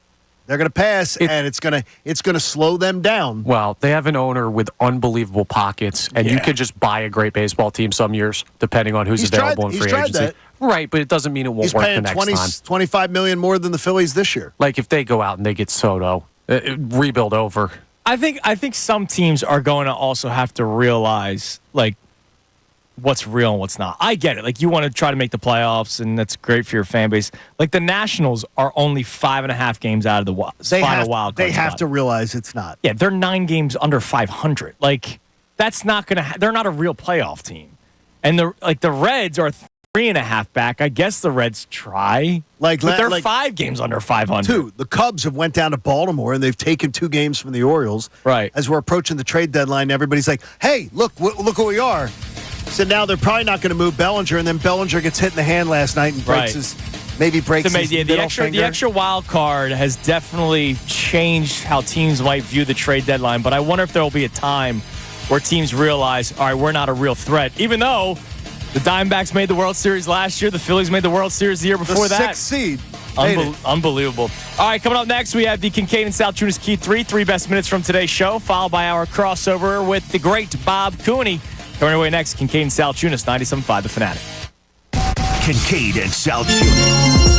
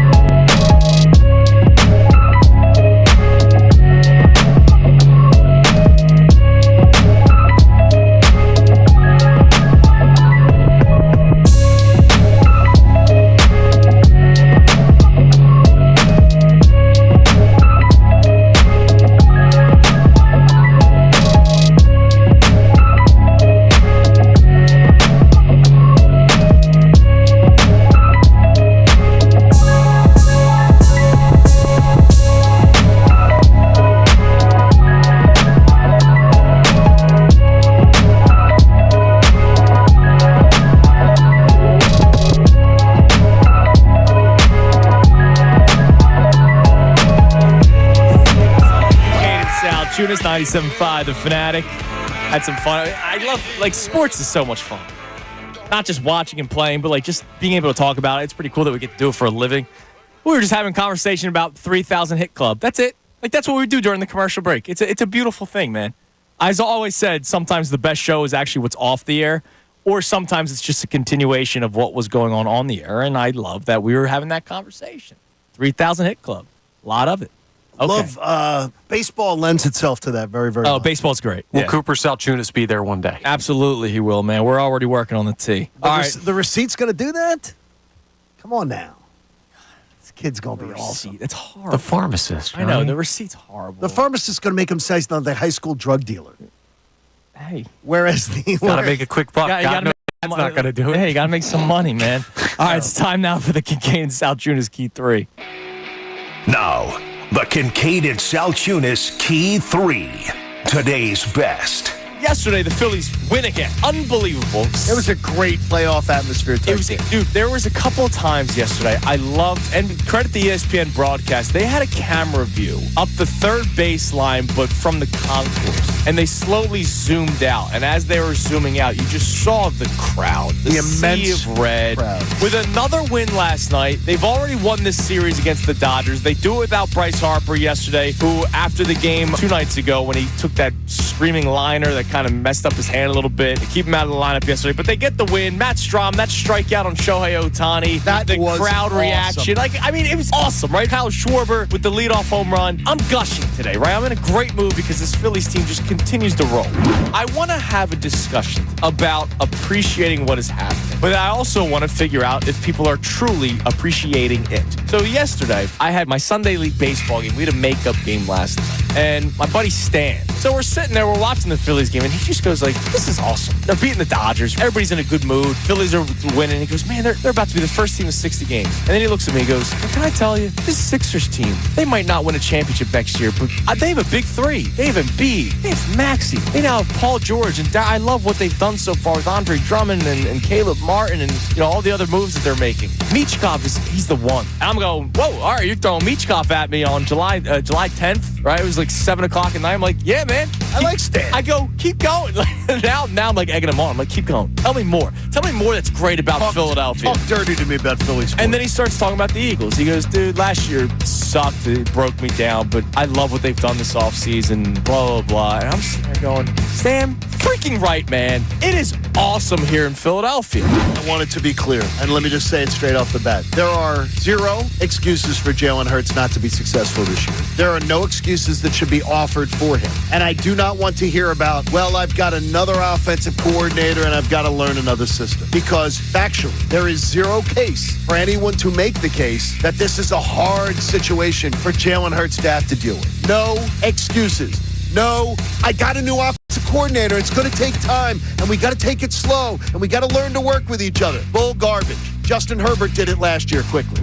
The show is about appreciation today. Absolutely. Appreciating what we've had in the Philadelphia sports landscape. Have you appreciated Joel Embiid as a Sixer? I'd have to answer you honestly is that he's been a pleasure to watch. When he's on his game, he's been a pleasure to watch. But that doesn't put him in the conversation with a Harper? Absolutely not. Not even in the same phone book as a Bryce Harper. I think that's crazy. And I agree. I think that's crazy. And I know Bryce Harper. I root for laundry. Look, I get it. I know Bryce Harper's done in the playoffs. Joel Embiid has done this for, if he doesn't get hurt last year, he's winning back-to-back MVPs, and he's a finalist, top 2 MVP in 4 straight years. MVP doesn't mean anything. A personal accomplishment means nothing. I don't care about awards. I know you want championships. I want championships, but I'm watching greatness every single night when he's on the court. You know what? And I appreciate that. If Joel Embiid had been to an NBA Finals by now, or had even been to a conference Finals by now, and he balled out and lost, I'd feel completely different than I feel.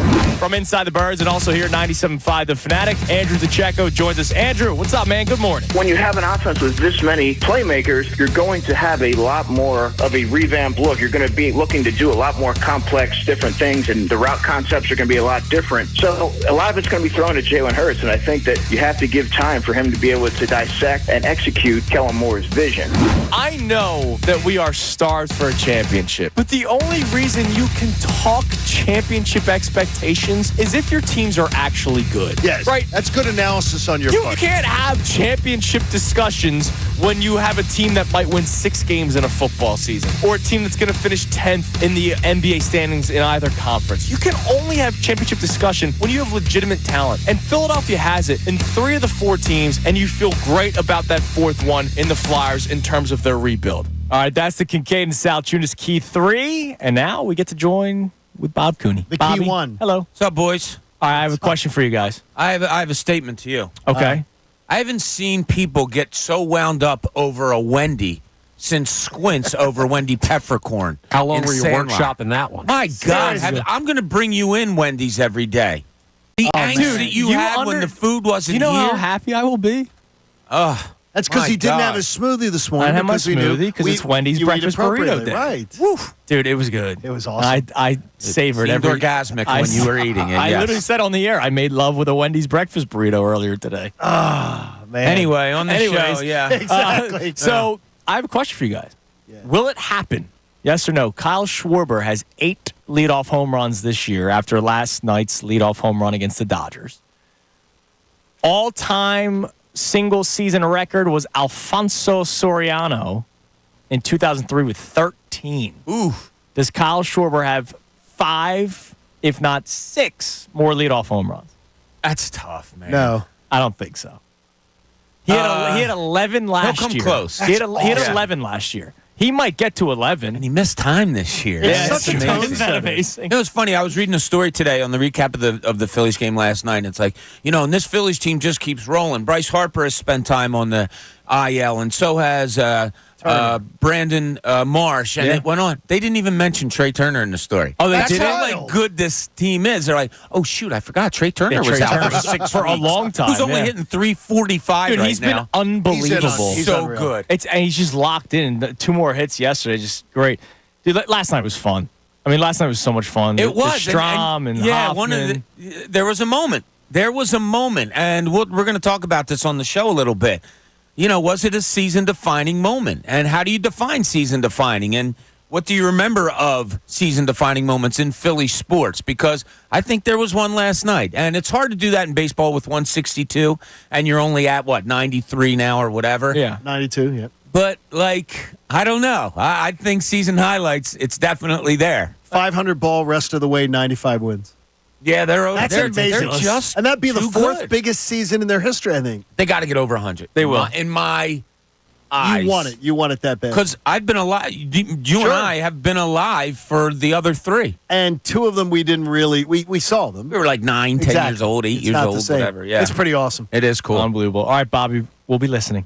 All right, Amy Fadul, 4 hours today. Sounds Matt good. Breen, noon. Oh, Matt Breen noon? Yeah. That's Breen, good. it's a Breen. All right. Yes. It's a Breen Thursday. All right, boys. See ya. Hey, support life-saving cancer research. Join us and our generous partners, FT Young Heating and Air Conditioning, and make a donation to the American Association for Cancer Research today. You can do it at 975thefanatic.com/AACR because cancer research saves lives. All right, everybody have a great, great, great rest of your Thursday. Tomorrow is a Fanatic Friday, a payday Fanatic Friday, and we'll be joined by Kevin Nagani tomorrow, just to let you guys know.